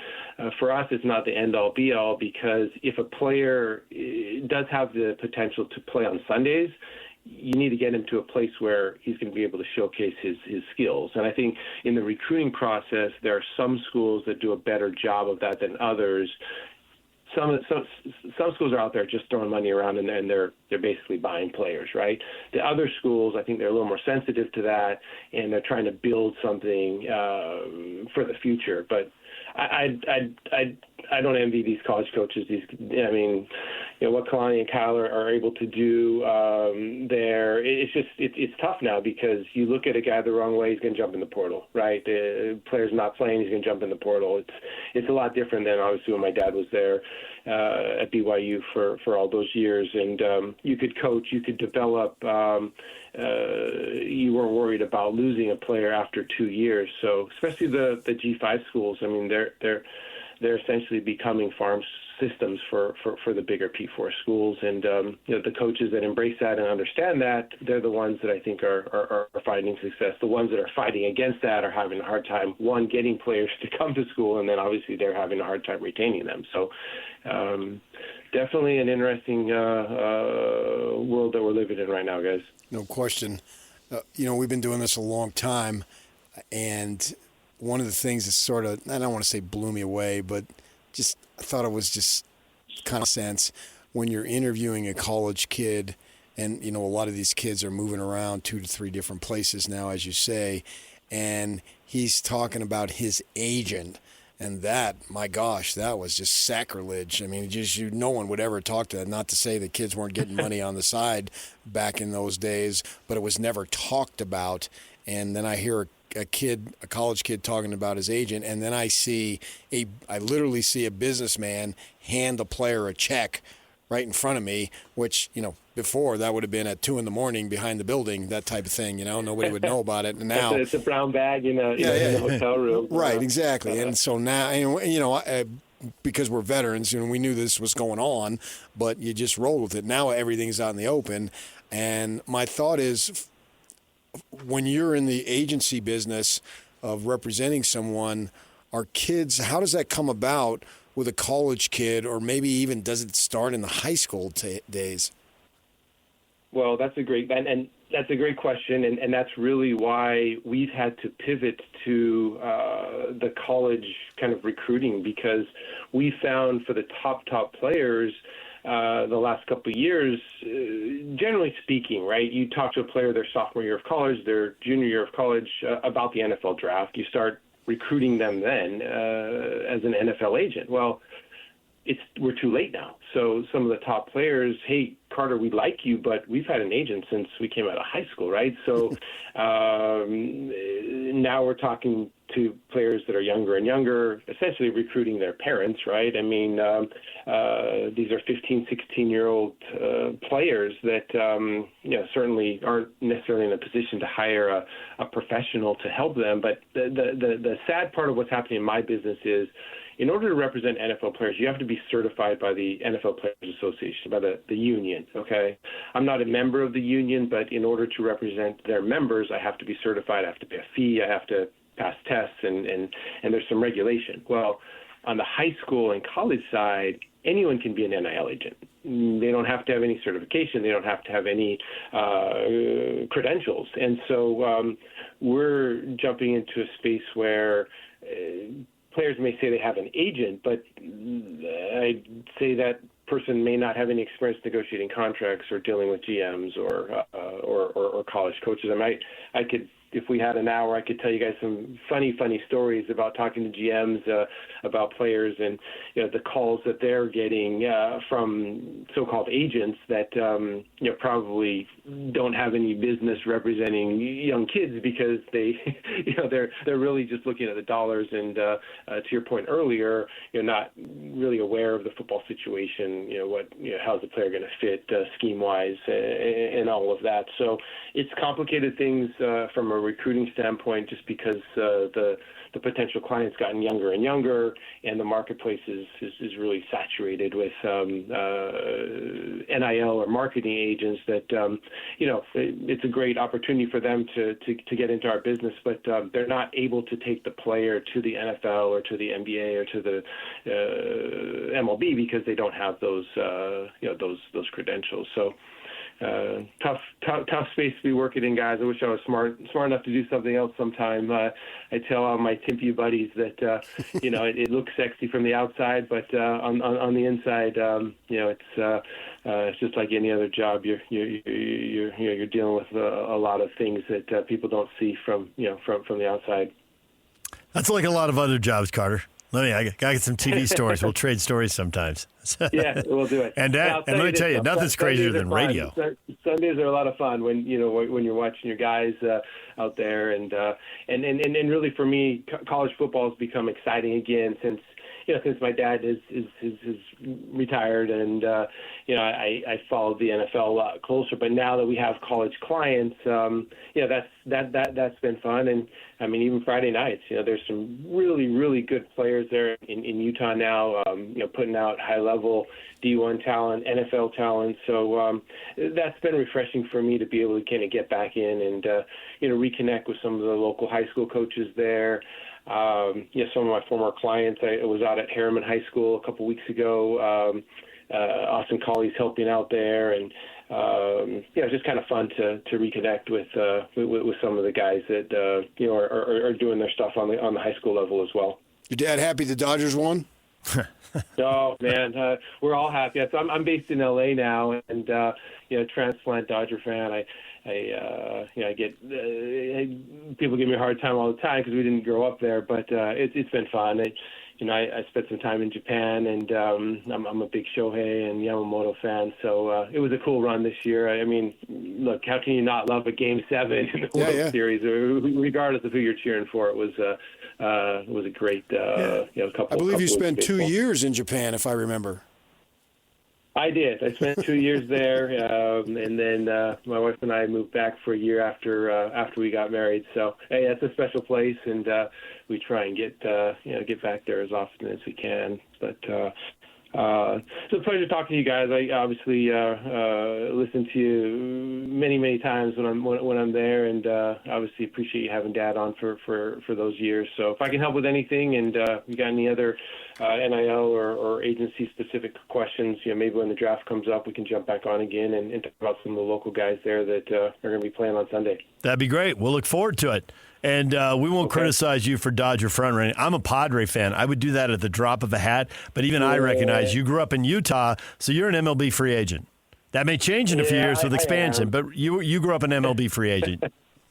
Yeah, I know. One of my partners is a Padre fan. We've got kind of a healthy banter going back and forth. But I tell them, we like to play baseball in October in LA. You guys, it's tough, being done in September. But I get it, man. It's how it is sometimes. Your dad could never deny paternity. That's exact. That came right out of him. You got that from him, 100%. Truth be told, he's a baseball guy. I mean, if he had his choice, he would have, he would have loved to have played. I mean, he was drafted by the Braves back in the day, and his father told him, "No, you gotta go to school." That's how he ended up in Utah. It was the only way that he could get his education paid for. But I haven't seen him as passionate about a sport in a long time. So it was fun to, I mean, one of those things you can do with your dad or your son or your daughter, right? I mean, my daughter's a bigger Dodger fan than I am. So there you go. Well, Carter, we appreciate the time. Maybe not all the cheap shots, but I'll work on something. I'll get them on the game for the next time you're on. Find something negative to say. I may not want to come back on, but love what you guys do. Wish you all the best, and go Cougs, go Utes. Been a fun season for both teams this year. I was at that game in Provo a couple weeks ago. One of the best college football environments that I've been in a long time. So we're lucky for that. We got some good ball there in Utah. He's Carter Chow. He is an NFLPA certified agent, a contract advisor for Red Envelope Sports. I think the point, we don't have time to get into it. We got to go to break. The point he brought up of being certified, you and I are both old enough to remember when there were players and there were horrible stories about players getting scammed and agents, and it was super shady. Getting them certified has made all the difference. Yeah. So many of those stories gone. Very rarely is there one. But you can see where that would be a problem if colleges don't get their arms around it. DJ and PK, it's 97.5, the KSL Sports Zone. Your feedback next. Come back now. Time for your feedback. Question of the morning, have we seen enough to move Ace Bailey into the starting lineup permanently? He's had 2 starts. Austin, he needs to be starting every game going forward. Every single one. Right. All that's talk we heard about. Well, we're getting beat by the straight line drives. That is an epic example of an NBA coach trying to be as positive as he can about a negative. Because if it was your CYO coach or my freshman high school basketball coach, hey, enough of this Olay defense. What are you, a matador? Stay in front of your man. People can't stay in front of their man. They're going to try somebody else. Ace got the size and the athleticism and the length, as you pointed out earlier this morning. He's got a better chance to stay in front of his guy. I mean, it's the NBA. It's hard to do. Every trip down. And if you do it, then they're just going to start running your pick and rolls. So they're always going to try to find a way. But you got to give the coaching staff something. Ace Bailey reminds me of a young A.J. DeBonsa. Want to leave on a high note, Costanza? I do. Okay. Coming up next, it's Jake and Ben right here on The Zone.